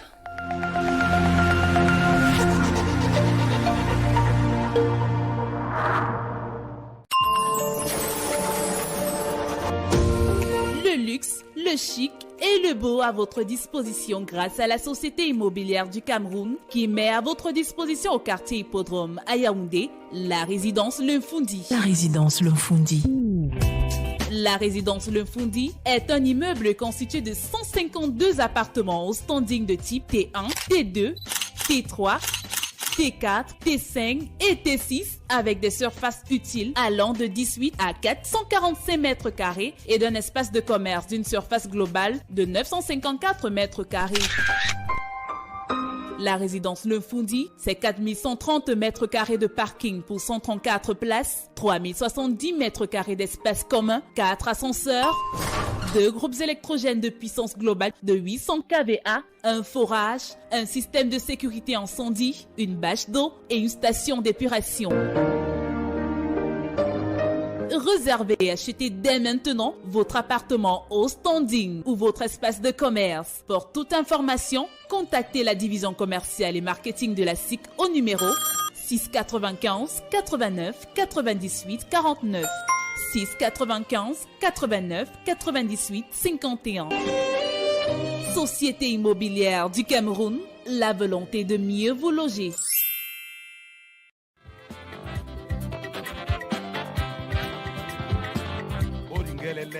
Pour tous vos événements administratifs, campagnes de communication, concerts géants, meetings politiques, cérémonies de mariage, une seule adresse. Pro Sound and Light Cameroun. Pro Sound and Light Cameroun met à votre disposition une sonorisation high-tech, piano, console de mixage, ampli, micro HF et ce n'est pas tout. Pro Sound and Light Cameroun, c'est aussi le rendez-vous avec l'écho des haut-parleurs pouvant couvrir des lieux de 500 à 5000 personnes. Briller avec un système de lumière intelligente sur des podiums modulables. Pro Sound and Light Cameroun est situé à Olembe, Dubai City. Contact 654 85 81 03 673 58 07 62. Pro Sound and Light Cameroun, animez vos événements avec le bon matériel.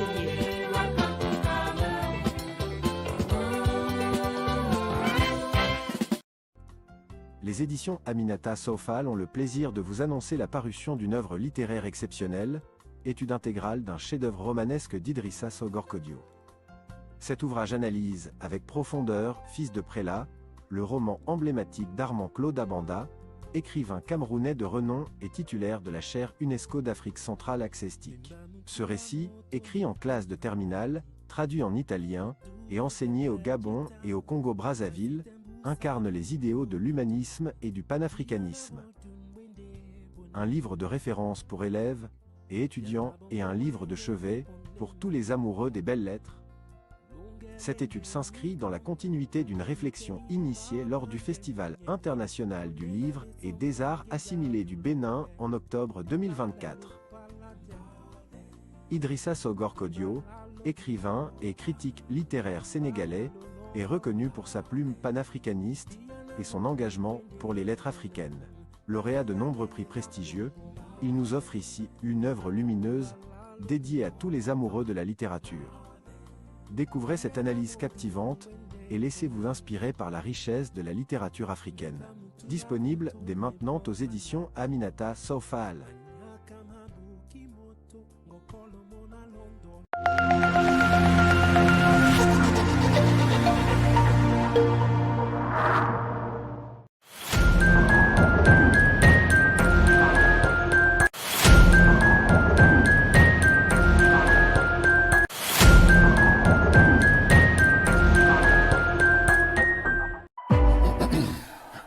Merci de nous retrouver sur ce plateau d'Espace Miné pour la dernière ligne droite. Ne l'oubliez jamais, nous sommes mardi, c'est mardi entrepreneuriat.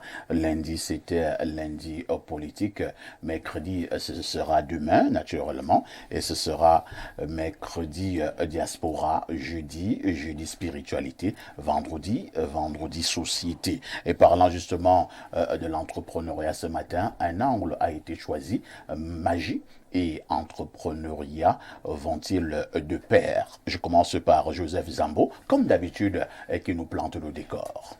Merci Pafa. Ici, je souhaite vraiment que les téléspectateurs soient très concentrés parce que ce sujet sera très important. Magie et entrepreneuriat vont-ils de pair? Alors, le lien entre la magie et l'entrepreneuriat peut sembler surprenant, mais en y regardant de plus près, on constate que des éléments apparemment mystiques jouent un rôle crucial dans la réussite entrepreneuriale. Ce développement explore des concepts tels que l'innovation, la créativité, le branding et le récit d'histoire peuvent être perçus comme des formes de magie qui influencent le succès dans les affaires. L'innovation est souvent perçue comme une forme de magie. L'entrepreneur qui réussit à transformer des idées en produits ou services innovants semble posséder une sorte de pouvoir. Selon une étude de McKinsey, les entreprises qui investissent dans l'innovation ont 2,5 fois plus de chances de connaître une croissance rapide. Cela souligne l'importance de l'innovation comme un catalyseur à succès. L'importance de la créativité. La créativité ici est une autre facette de cette magie. L'entrepreneur capable de penser différemment, ils sont souvent ceux qui se démarquent. Une enquête d'Adobe révèle que 80% des dirigeants estiment que la créativité est essentielle pour la croissance. Cela montre que la capacité à innover de manière créative peut être un atout majeur dans le monde des affaires. Le branding peut également être vu comme une forme de magie. Les marques qui créent une connexion émotionnelle avec leur audience semblent posséder un pouvoir singulier. Une étude de Nestlé indique que les marques investissant comme des expériences émotionnelles augmentent leur fidélité client de 23%. Cela démontre que le branding efficace repose sur une sorte de magie relationnelle. Les histoires jouent un rôle crucial dans le monde de l'entrepreneuriat.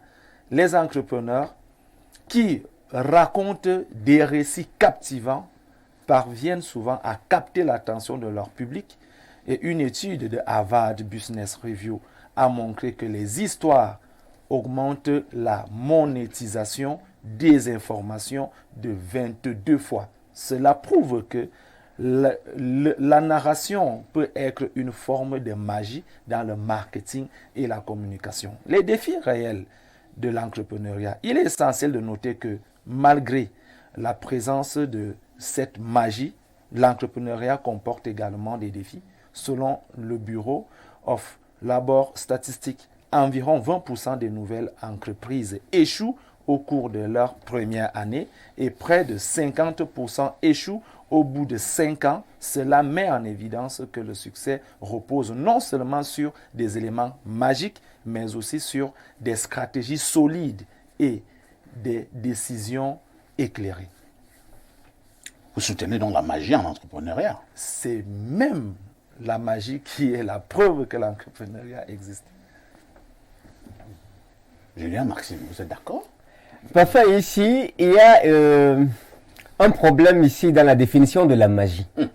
Peut-être qu'il faut commencer par... Parce qu'il faut commencer par là. C'est quoi la magie? Très bien. Parce que lorsque j'ai lu la thématique... Vous avez souri. J'ai souri et puis je me suis demandé, bon, la définition de la magie en Europe et la définition de la magie en Afrique, c'est deux choses totalement différentes. Quand tu vas écouter quelqu'un qui te parle au Cameroun, on dit le gars a fait de la magie, c'est un peu comme on veut dire, il fait la sorcellerie, oui, ou alors qu'il travaille avec des esprits. Tout à fait. Mais si on reste dans un sens un peu plus globalisant, la magie c'est un art. C'est l'art du spectacle. C'est l'art de distraire les gens, c'est l'art de surprendre les gens, c'est l'art d'émerveiller les gens. Et en réalité, il y a effectivement un lien entre la magie et l'entrepreneuriat. Parce que la magie, elle est obligée d'être très innovante, d'être créative. Le magicien, il doit développer des artifices, il doit innover, il doit être créatif. De même, l'entrepreneur est obligé d'être innovateur et créateur. Même s'il faut dire, je ne vous interromps pas, Oui. Julien, Oui. Même s'il faut dire que la magie dont il est question ce matin, je préfère donc dire le mysticisme. Voilà. Maintenant, là, vous avez mieux cadré. Selon l'Afrique. Selon l'Afrique. Là, je vais devenir la définition Selon africaine. l'Afrique, oui. Voilà. Donc, la magie selon l'Africain. Je pense que si on parle de la dimension mystique de l'entrepreneuriat, ou moi je vais appeler ça la dimension spiritualité, en toute honnêteté, les gens qui apportent de l'innovation sont connectés à des esprits. Et quand je dis esprit, je ne dis pas vraiment démon, ou toujours démon. Il y en a qui sont connectés à des démons. Il paraît même qu'il y a des bons esprits. Non, il y a des bons. Il y a des bons et il y a des mauvais. La preuve, c'est que Jésus lui-même, qui est taxé de bon pasteur, et qui est notre Seigneur, il avait 7 esprits qui reposaient sur lui. Ah bon? Mais parfois ici, quand vous lisez les Saintes Écritures, on vous dit dans le livre d'Ésaïe que l'esprit de sagesse, d'intelligence, de conseil, de force, de discernement, de crainte de l'Éternel reposait sur lui. De lui-même, il n'a pas marché sans esprit. Tout à l'heure, Blériot était en train de dire que le professeur, lui, il porte au moins 7 esprits. C'est-à-dire que la capacité à surprendre, à émerveiller, à impacter, à influencer est liée aux esprits avec lesquels on est connecté. Qu'on le veuille ou pas, dans notre univers, il y a un monde visible, il y a un monde invisible. Il y a des acteurs sur la scène visible, il y a des acteurs sur la scène invisible. Et en entrepreneuriat, on conjugue avec les deux. Maintenant, c'est à vous de voir avec quel esprit vous voulez travailler, que ce soit celui qui est bon ou que ce soit celui qui est mauvais. Il y en a qui demandent un salaire pour leur travail. Si les entrepreneurs vont chez les marabouts, c'est pour quelle raison? Parfois ici, quand vous allez chez un marabout, par exemple, je dis des bêtises comme ça, et que vous voulez la protection ou beaucoup d'argent, ce sont les pratiques en entrepreneur. Je vais laisser la protection pour venir à beaucoup d'argent. Je veux que les clients payent mes produits, je veux que les clients payent mes produits. La première chose qu'on va vous demander de faire, c'est quand vous entrez, parce que c'est un lieu spirituel, on vous dit, monsieur, on n'entre pas ici avec les babouches. Il faut enlever les chaussures. Il faut enlever les chaussures. Vous prenez vos pieds, vous déposez sur l'autel. Celui qui est spirituellement assis, c'est OK. L'empreinte qui vient le déposer là, je vais allouer un esprit qui va suivre les pas de ce monsieur partout où il est. Et lorsque ce monsieur va arriver quelque part, je veux que ces esprits-là agissent pour que les clients disent oui. Je causais il n'y a pas moins de 2-3 mois avec un ami aujourd'hui qui a migré du côté de la lumière, qui me disait que lui, on avait préparé ses mains avec le serpent. On a travaillé ses mains. Incroyable. Ses mains étaient des serpents. Quand il te salue, tu dis seulement oui. C'est-à-dire que... Non, moi, je ne sais pas comment est-ce que lui il faisait. C'est-à-dire que dès qu'il te salue, si tu as salué son bras... C'est terminé. C'est terminé, tu vas conclure le contrat qu'il est venu, pour lequel il est venu. Donc honnêtement, ne pas dire ça, c'est hypocrite. C'est hypocrite et assez injurieux même à l'intelligence. On passe la parole donc à un Bantou, il s'appelle Bernard Owona. Bernard Owona, nous parlons donc de magie dans le volet mystico-africain ayant trait à l'entrepreneuriat. Les experts sur le plateau disent qu'à un moment donné quand même, il faut fonctionner avec les esprits. Alors, ça veut dire quoi? Parce que moi, il va là en profondeur, hein. On doit sacrifier les gens, on doit vendre les gens aux femmes là, dans le con, pour que son entreprise prospère, parce qu'on est entrepreneur. Moi, je pense que c'est très difficile pour moi. Hein. Je vais vous répondre comme vous voulez. Je dois d'abord reconnaître que M. Zambo a donné beaucoup d'explications là qui m'ont embrouillé. Mais je reviens à l'essentiel. C'est-à-dire que la magie, c'est l'art de produire des phénomènes inexplicables. Donc, ça dit que ce que M. Zambo lui disait là, est-ce que ça cadre avec cette façon de voir la magie qui produit des phénomènes inexplicables, des choses occultes? On prend donc cette magie, on l'associe à l'entrepreneuriat. Évidemment que beaucoup de gens font des pratiques pour que leurs affaires prospèrent, pour que leurs entreprises émergent et soient capables de faire du bon chiffre d'affaires. Mais quelles sont les pratiques chez nous? Je laisse un peu le côté des Blancs. Quelles sont les pratiques qui guident souvent nos entrepreneurs ici? Évidemment, ce n'est pas de bonnes pratiques, hein, parce que enterrer les chats à minuit, venir faire des choses au bureau à 2 heures du matin, danser sans caleçon dans un cimetière. Sans caleçon, parce que c'est le marabout qui vous exige d'aller danser, d'aller faire vos preuves dans un cimetière en plein 1 heure du matin. Vous voyez? Donc ces pratiques-là embarrassent. En criant très fort. Oui, parce qu'il faut que tous les morts là vous entendent. Et sachent que vous êtes là, vous êtes de passage, vous avez besoin de leur accompagnement pour que vous prospériez dans vos affaires. Bon, moi je crois que il y a un artiste camerounais qui avait chanté que la vraie magie, c'est le travail. Voilà. Donc moi je pense que si parfois ici, aller à l'école, il a pris le journalisme. Et qu'il n'est pas allé en classe. Bon, si parfois, bon, je prends le côté positif. Parfois, il est allé à l'école, il a appris le journalisme. Là-bas, on lui a dit, bon, il y a les genres rédactionnels. Quand tu vas faire l'interview, tu dois faire ci. Quand tu vas faire l'entretien, quand tu vas faire le reportage. Parfois, il finit donc sa formation. Il vient à Info TV et il lance une émission qu'on appelle Espace Miné. Parfois, ici, est brillant là. Tout le monde s'accorde à reconnaître que parfois ici n'a pas eu besoin de faire de la magie pour être le grand modérateur qu'il a été depuis au moins 2 décennies jusqu'ici. Je pense que ça aussi, ça permet de réfléchir autrement. De dire qu'il faut d'abord travailler. Il faut d'abord bien travailler. Même dans le concept de penser un projet et de vouloir le matérialiser, il faut d'abord bien le penser et trouver les moyens qui permettent véritablement de mettre en marche ce projet-là. Maintenant, donc, si vous vous entourez de quelques pratiques occultes, de quelques sacrifices ou quelques rituels compliqués, ça n'engage que vous pour protéger vos affaires. Nous sommes des Bantous, cela se fait. Il y a des gens, quand on les nomme dans un ministère, ils changent jusqu'au rideau. Ouais. Il change jusqu'au rideau. Quand je dis jusqu'au rideau, ça veut dire il change tout. Il doit tout changer. Il balaye tout le bureau. La moquette, Avant tout même ça. d'accéder à ce bureau, il amène ses marabouts. Parce que je veux vous avouer qu'il y a beaucoup de marabouts à Yaoundé depuis au moins 2 mois. Il y a beaucoup de marabouts. Pourquoi depuis 2 mois? Vous avez des informations. Il y a beaucoup de marabouts à Yaoundé depuis. Et pourquoi depuis 2 mois? Parce que les gens attendent d'être nommés. Donc ils habitent les grands hôtels. Ils habitent les grands hôtels. Donc quand ces gens-là viennent, donc, ils font leur rite, ils font leur pratique. Et puis vous revenez donc pour occuper le bureau. Ils ont déjà travaillé. Bon, ça c'est un peu ce que je peux appeler les pratiques occultes, la magie à côté de l'entrepreneuriat. Très bien. Alors, on passe la parole à Pierre Blériot. Pierre Blériot, sujet très intéressant ce matin, sujet important, probablement délicat et complexe. Moi, j'ai souvent discuté avec certains aînés, ou bien tout simplement certaines personnes qui vous font comprendre que parfait à ici, pour réussir dans la vie, il faut travailler. Les histoires aller danser sans caleçon dans les cimetières, là, ainsi de suite, ça ne donne rien. Mais maintenant, d'autres personnes m'ont aussi fait comprendre, Pierre Blériot, je vous donne les 2 écoles qui s'affrontent, que perfecto, tu as beau être le sac de modérateur, mais si tu ne fais pas un certain nombre de choses, ce sera difficile que tu atteignes aussi un certain niveau. Est-ce que tu me comprends, Pierre? Je te comprends. Alors, expliquez-nous un peu. Oh, c'est prétentieux. Mais je vais prendre l'exemple que Bernard Ona a donné. Les Douala disent Ngiya Moulema Ebuki Bwanga. C'est-à-dire la force du cœur dépasse la magie. Tout le monde peut devenir magicien. Vous avez pris l'exemple de Parfait ici. Monsieur Dieudonné met sur pied une structure, il appelle le groupe La Météo. Oui. Et à l'intérieur, il y a une télévision qu'il appelle Info TV. Il essaie un truc, ça ne donne pas. Il essaie un truc, ça ne donne pas. Alors, il interroge son cœur. Oui. Je dois faire comment? Et un matin, il voit un journaliste qui traîne là. Son cœur lui dit que va vers le journaliste ici.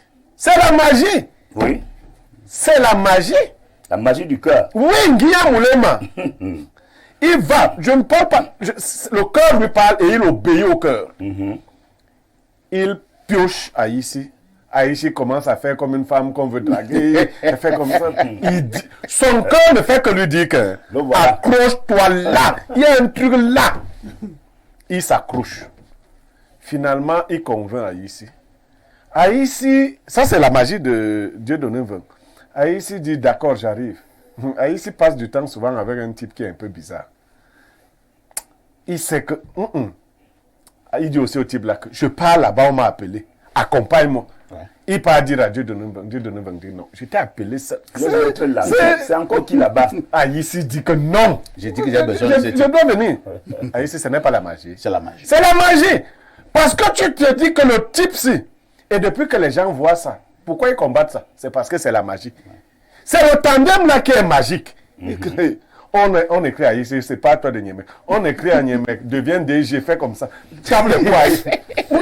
C'est parce que les gens découvrent. Moi, je vous parle de la magie claire. Ils découvrent. Oui, ils découvrent qu'il y a un pull là. Si on casse ça, on casse la magie.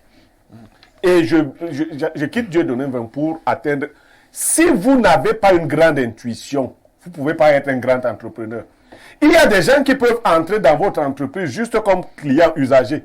Votre cœur vous dit que parlez à cet homme-ci. Vous vous connectez à lui et votre entreprise change. Vous comprenez? Si vous n'avez... Bon, c'est ceux qui n'écoutent pas beaucoup leur cœur qui vont chez les marabouts pour que le marabout te raconte ce que ton cœur aurait pu te raconter. Il faut être très attentif. Cela nécessite d'être très concentré. De faire de la méditation. Beaucoup. Si vos affaires ne marchent pas, c'est parce que vous n'êtes pas encore connecté aux bonnes personnes qui doivent faire marcher vos affaires. Chaque personne a une étoile qui peut briller à un endroit particulier. Maintenant, il y a des gens qui volent ou achètent des étoiles. C'est ce qu'on fait chez les... Là, ça brille pour un temps. Et puis, ça s'éteint très mal. Ça, il faut le prévenir, il faut le dire. Ici, l'étoile, c'est... brille pour toujours, à moins que le propriétaire qui avait l'étoile décide lui-même d'éteindre ça. Oui. Parce qu'il y a aussi ça. Quand la sorcellerie te tape déjà, tu dis que... oui, il y a une forme de sorcellerie. Là, ta chose, ça marche. Après, tu dis un matin que je vais gâter ça. J'ai aussi vu ça. Hein. Oui, tu dis que... On a vu quelqu'un gâter sa structure, non? Oui, j'ai vu. Un matin...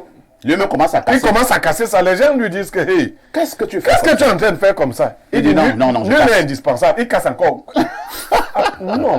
Donc, la magie existe. mais moi, je préfère la magie du cœur. OK? Merci Blériot. Lisons rapidement encore quelques messages. Allons au plus 33. C'est la France. Bonjour le modérateur et à ton excellent panel. Dans la mesure du possible, essayez un peu d'inviter aussi quelqu'un comme Claudel Noubissi sur le plateau de mardi. Entrepreneuriat, serait-il possible? Je ne sais pas. Vous voulez parler de Claude Noubissi? Claudel Noubissi, c'est un docteur. Bon. Oui, mais il a 800 idées par seconde. J'ai confondu avec Claude Noubissi, le professeur sociologue. Le psychosociologue que nous invitons. Non. Vous dites que Claudel Noubissi, c'est qui? C'est le monsieur qui a 800 idées par seconde. 800 idées par seconde. Il faut le chercher. Incroyable. Il faut que je le cherche? Oui. Non, je vais le chercher. C'est un bon garçon. D'accord. Autre message ce matin. Bonjour les initiés du micro. Ce matin, je voudrais m'écarter un peu du sujet pour décrier un phénomène qui prend de l'ampleur au Cameroun, le métier des armes. Aujourd'hui, dès qu'un enfant est avéré délinquant, bon, vraiment, nous ne parlons pas du métier des armes, hein. Appelez-moi en off si vous avez un certain nombre d'éléments. Alors, prenons ce message. Bonjour le panel, voilà Rigobesson qui part chercher les problèmes en RCA. Ce peuple a trop souffert et mérite un peu de sourire. Vous voyez alors les Camerounais. La malchance que vous avez jetée au corps de son ici au Cameroun. Pardon, laissez un peu Rigobesson. Il n'est plus au Cameroun. Autre message ce matin. Bonjour à tous et au panel de ce jour. Moi, je pense qu'en Afrique, la magie, il met entre parenthèses, l'occultisme est une base majeure de notre entrepreneuriat parce que ces chefs d'entreprise ne s'entourent pas des hommes compétents. Si la compétence est mise en avant, ces chefs d'entreprise ou employés n'auront nul besoin de faire recours à la magie, c'est-à-dire à l'occultisme. Et pour l'exemple de Parfait Haïssi, je suis sûr que les compétents ont choisi l'option du travail et les incompétents, la magie, c'est-à-dire l'occultisme. Autre message ce jour, que dit le téléspectateur? Il dit là que l'information inachevée que Blériot demandait, le nom du village est que Cam 2 après Okola. La dame qui a dit qu'il y a un chef qui saisit, qui s'enrichit là-bas. Là. Ah, d'accord. Alors, repartons. Donc, on a lu ce message, on prend celui-ci. Trop de préoccupations. Hein. Motanguinya Parfait Haïssi, Idi Babouam. les hommes comme le professeur Wanang. Ça veut d'abord dire quoi, Blérios? Il dit, Motangi est l'homme fort. Parfois, ici, bonjour.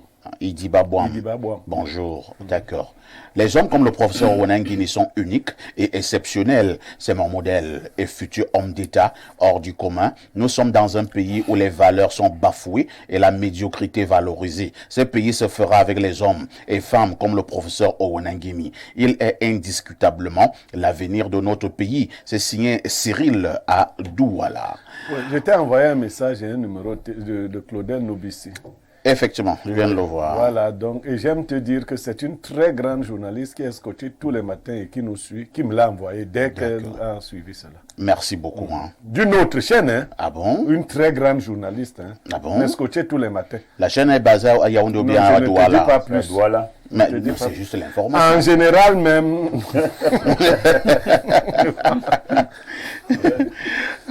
Alors, quelqu'un, bon, est-ce que ça vaut vraiment la peine? Mais je vais un peu lire. Bonjour, le sac de modérateur. Blériot n'est pas locataire. Je connais sa grosse maison de 3 niveaux, donc Ouaban, parce que j'étais chez lui pour la vidéosurveillance. François-Xavier Descounou. Ah, François-Xavier. C'est aussi bien que... on n'a pas besoin... Bon, ça attire plutôt les problèmes. Ça attire les problèmes.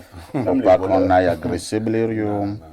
Bonjour à ici. De ma vie, je n'ai jamais vu un intellectuel. Bon, vraiment, nous allons passer un Ali Youssouf. Ali Youssouf. Ali a souvent été le nom des grands hommes. Hein. Il faut respecter ce nom. Et qu'est-ce que tu veux dire là? Qu'il ne fait pas les grandes choses là-dedans. 240, c'est la Guinée équatoriale. Que dit le téléspectateur de ce côté? Salut parfait. Je suis un sympathisant du MRC. Honnêtement, Meillon est une imminence. Si nous étions dans un pays normal, c'est qu'il est ministre de l'enseignement supérieur. Certes, je ne suis pas d'accord avec ses prises de parole, mais jamais je ne mettrai en doute son intelligence. Alors, si ce sont les gens du MRC qui mettent en doute l'intelligence de Meillon, c'est qu'ils ne mènent pas le bon combat. Même Maurice Kamto, dans ses rêves les plus fous, ne dira jamais que Meillon n'a rien dans la tête. Et si ça continue de mettre en doute l'intelligence de Meillon, alors on pourra aussi mettre en doute le fait que Maurice Kamto est une éminence en droit. C'est Herman DiCaprio depuis Bata qui envoie cette préoccupation. Joseph Zambo, au-delà du fait que par moment il faut être connecté aux esprits et ainsi de suite en entrepreneuriat, est-ce que cela signifie aussi que vous laissez carrément la bonne stratégie, vous laissez le travail, vous dites simplement que non, le fait d'aller danser sans caleçon dans un cimetière donnera du succès? Bon, en principe, je pense que on s'est très mal compris sur le titre. On a dit magie et entrepreneuriat, on n'a pas dit sorcellerie et entrepreneuriat. Parce que les gens, j'ai l'impression qu'on n'a pas vraiment touché le truc. Moi, j'ai dit, et merci Blériot qui a recadré aussi cela, il y a 5 types de magie ou formes de magie qu'un entrepreneur doit opérer. Et j'ai dit ici, la magie de l'innovation, la magie au niveau de la créativité, au niveau du branding et connexion émotionnelle, au niveau de la puissance des histoires, au niveau de la façon de relever les défis. Voilà les 5 types ou formes de magie qu'un entrepreneur doit opérer. Tu peux me permettre que je te vole 2 minutes? Si tu prends les 5 formes, tu vas voir ça sur Espace Miné. Oui.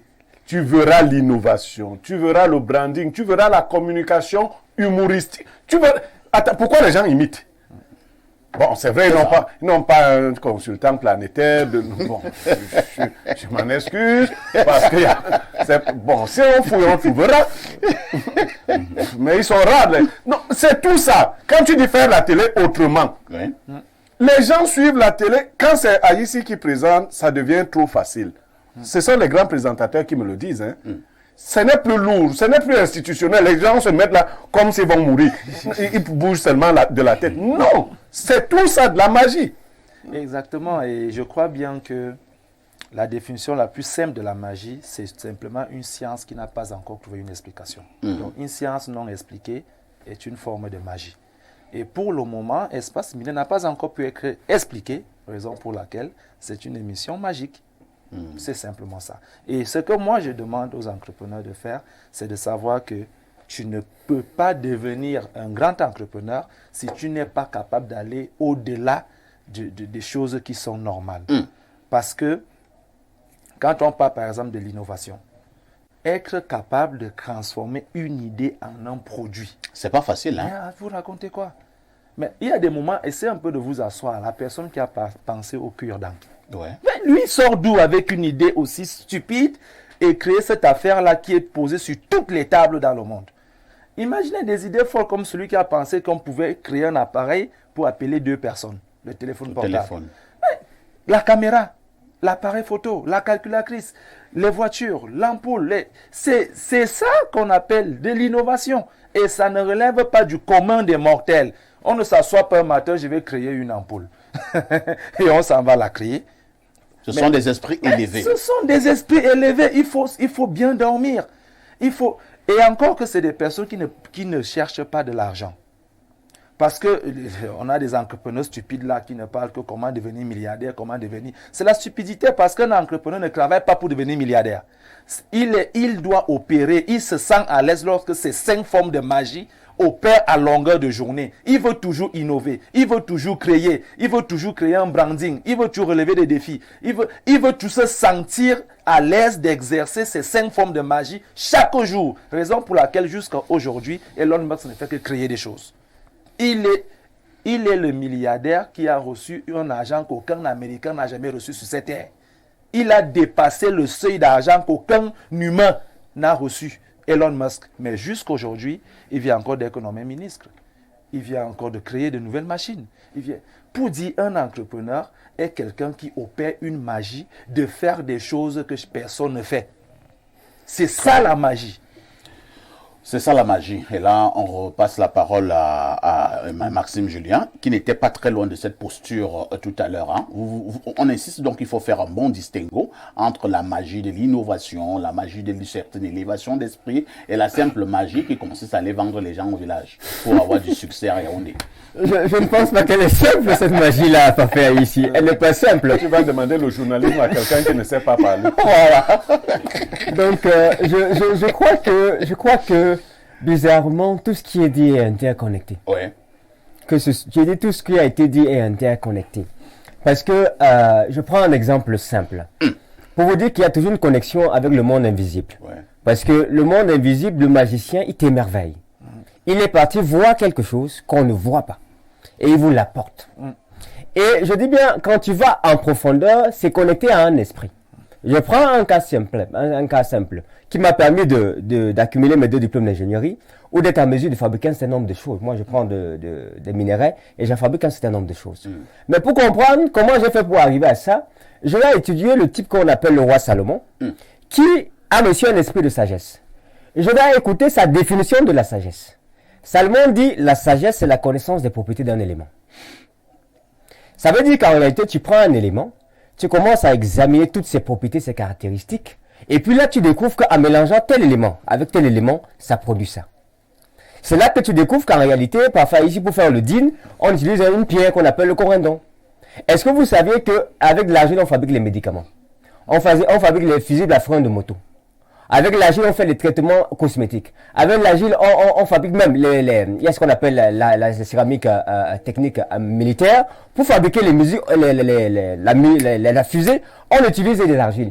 Mais pour pouvoir aller prendre l'argile, la boule, le poto-poto, comme on l'appelle vulgairement à la maison, et arriver à la conception de ces choses, il faut d'abord comprendre que la sagesse, c'est la connaissance des propriétés d'un élément. Et ça implique de la recherche, de la pensée. Léo parlait de la méditation, c'est-à-dire tu réfléchis et tu réfléchis sur une chose. Tu essayes de comprendre une chose et tu réussis encore de la comprendre. Mais son origine, c'est d'abord l'esprit de sagesse. Il parlera de la sagesse bantou et c'est cette énergie-là. Mon grand frère de l'autre côté disait que on n'est pas obligé d'aller vendre les gens. Et moi, je ne vends pas les gens. Et je n'envoie personne aller vendre les gens. Mais parfois, ici, a une énergie qui lui vient de quelque part. Il n'a peut-être pas vendu quelqu'un, mais il a eu la bénédiction. Ah voilà. Bon, il n'a absolument pas vendu quelqu'un. Je ne vendrai même jamais quelqu'un. Mais bon. En tout cas, Blaireau est un saboteur. En tout cas, il y a une énergie qu'il a et qui lui vient de quelque part. Et cette énergie lui permet de travailler. Et vraiment, la spiritualité, ne la prenez pas toujours comme aller tuer quelqu'un ou aller enterrer un chat. La spiritualité, c'est prier. La spiritualité, c'est méditer. Ouais. La spiritualité, c'est faire du bien. C'est aller prendre la bénédiction de son père, de son grand-père, de sa grand-mère. Il relâche des énergies qui vous donnent des capacités. Un homme ne peut pas donner ce qu'il n'a pas reçu. Donc, quand un homme parvient à donner quelque chose de grand, sachez qu'il a reçu ça quelque part. Quand un homme réussit à donner quelque chose de grand, sachez qu'il a reçu ça quelque part. Alors, autre message, hein, Papou veut un peu argumenter ce matin. Qu'est-ce qu'il dit? Bonjour, espace miné. Parfait, ici le sac de modérateur. Blaireau Niemek dit Castou et Claudel Noubissier, l'homme aux 800 idées par seconde et qui seraient réunis sur le même plateau pour parler d'entrepreneuriat. Ça, ce serait de la dynamite. L'explosion d'un volcan en éruption. Merci, Papou. Autre message ce matin. Bonjour. Alors, quelqu'un dit simplement bonjour, mon grand frère chéri. Moi, je ne sais pas de quelle sœur chérie il s'agit. Si ce n'est pas Christelle, tu casses tout. Ah bon? Non. Christelle qui est ta petite sœur. Je ne suis pas Isaac. Bonjour, le sac de modérateur. Merci pour l'émission. Je voulais profiter de l'occasion pour saluer un grand frère, Monsieur Maxime Ibrahim, qui a été un modèle et un grand frère lors de notre formation à l'École nationale supérieure des mines et des industries pétrolières. C'est l'ingénieur Hiero, alias Sapo, qui envoie ce message. Merci, ingénieur. Forcément, j'ai été très populaire quand j'étais dans cette école. Ah, d'accord. Ça se voit. Ça, c'est un bon témoignage. Hein. Vous avez marqué positivement les esprits. Il y en a qui marquent aussi négativement les esprits. Quand vous le voyez dans les rêves, vous allez voir le pasteur le lendemain. Bonjour le modérateur et à ton excellent panel. Et là, nous sommes au plus 33, c'est la France. Dans la mesure du possible, essayez... Non, on a lu ce message. Hein. Vous n'êtes pas obligé d'envoyer plusieurs messages. Hein. Vous pouvez envoyer une seule fois et le message sera récupéré. Allons au plus 49. C'est l'Allemagne. Bonjour, parfait. Ici, s'il vous plaît, je voudrais le nom de votre tailleur. Non, ce n'est pas un tailleur, c'est un styliste. Donc, mais elle a toujours un nom, non? Appelez-moi en off, je vous donnerai son nom et même ses coordonnées. Et le couturier, c'est quoi alors? Non, moi je ne sais pas. Les couturiers, les tailleurs, chez moi c'est un styliste. Alors, bonjour monsieur Parfait, ici nous sommes là au 229. C'est quel pays, Blériou? Le Bénin. C'est le Bénin. Alors, que dit le téléspectateur du Bénin? Bonjour, monsieur Parfait, ici, comment allez-vous? S'il vous plaît, c'est une faveur que je vous demande ce verset biblique. Je voudrais vous supplier de le transmettre à monsieur Elimbi Lobé pour le président. Il va le lire en temps opportun. Job 34, verset 29-30. C'est dans la version parole de vie. Il est écrit... Au contraire, si Dieu reste silencieux, qui le condamnera? S'il cache son visage, qui le verra malgré tout? Pourtant, il prend soin des pays et de leurs habitants. Il n'accepte pas comme dirigeant un homme mauvais, quelqu'un qui trompe le peuple. S'il vous plaît, monsieur Parfait, ici, je sais que ce n'est pas à l'ordre du jour. Je vous prie, c'est Charles depuis Cotonou. C'est fait. Je pense que c'est fait. Hein? Elimbi Lobe est un fidèle téléspectateur d'Espace Miné. D'accord. Alors, prenons cette préoccupation très rapidement.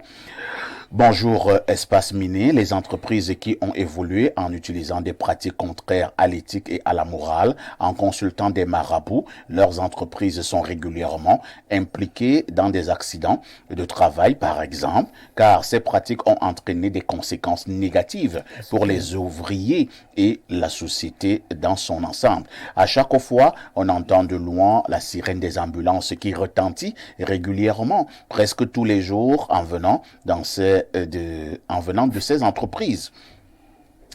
Ne vous amène-t-il pas à vous interroger sur la gravité de ces accidents du travail? S'agit-il vraiment d'accidents normaux et isolés? C'est Didier Akribi qui envoie cette préoccupation. Bernard Owana, avez-vous un conseil lorsque nous nous apprêtons à sortir de cette page entrepreneuriale à l'endroit justement de ceux qui entreprennent lorsque nous parlons de magie? Je n'ai pas grand conseil à donner, sauf que j'insiste sur cet artiste qui a chanté que la vraie magie c'est le travail. J'ai pris connaissance de tout ce que les experts ont évoqué tantôt, parlant d'innovation, parlant de ceci, parlant de cela. Je pense simplement que lorsque vous avez bien pensé un projet pour l'entreprendre, pour le matérialiser, vous savez qu'il vous faut et le capital humain, et le capital financier, et le capital confiance, et le capital ceci.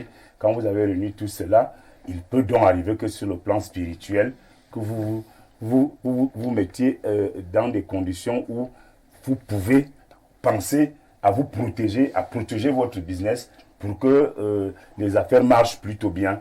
Pour l'essentiel, moi je pense que c'est le seul conseil. Beaucoup de travail, beaucoup de sérieux dans ce que vous pensez, dans ce que vous voulez entreprendre. Et maintenant donc faire entourer cela, protéger cela par des garde-fous sur le plan spirituel, sur le plan magique, peut-être où ça peut arriver.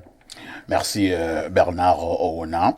Et nous avons justement cette annonce de dernière minute avec la collaboration de notre réalisation. Nous allons donc simplement dire que ce garçon, il s'appelle un monsieur, Ahanda Emma.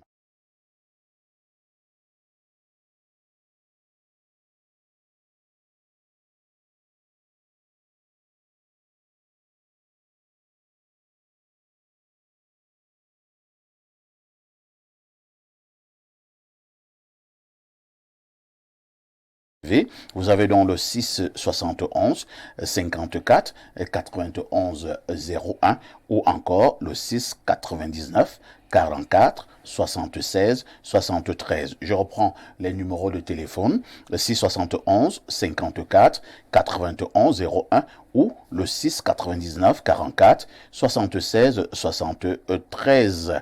Donc vraiment, nous vous prions, si jamais vous rencontrez ce monsieur, appelez ces numéros et vous aurez rendu service à la nation, mais également aux êtres humains. Nous sommes arrivés au terme de ce mardi entrepreneuriat. Merci à Joseph Zambou, merci à Bernard Oona, infiniment merci à Maxime Julien, merci au consultant Pierre Blériot. Nous allons également dire que nous sommes de tout cœur avec notre patriarche Jean-Marc Chouanki, qui n'est plus également de ce monde. Je pense que le programme des obsèques s'affichait effectivement au bas de l'écran. Il sera enterré ce week-end du côté de Bafang. Nous y reviendrons probablement demain pour un peu plus de précision. La rediffusion de ce programme, c'est tous les soirs à partir de 22h30. Une question avec tous ces...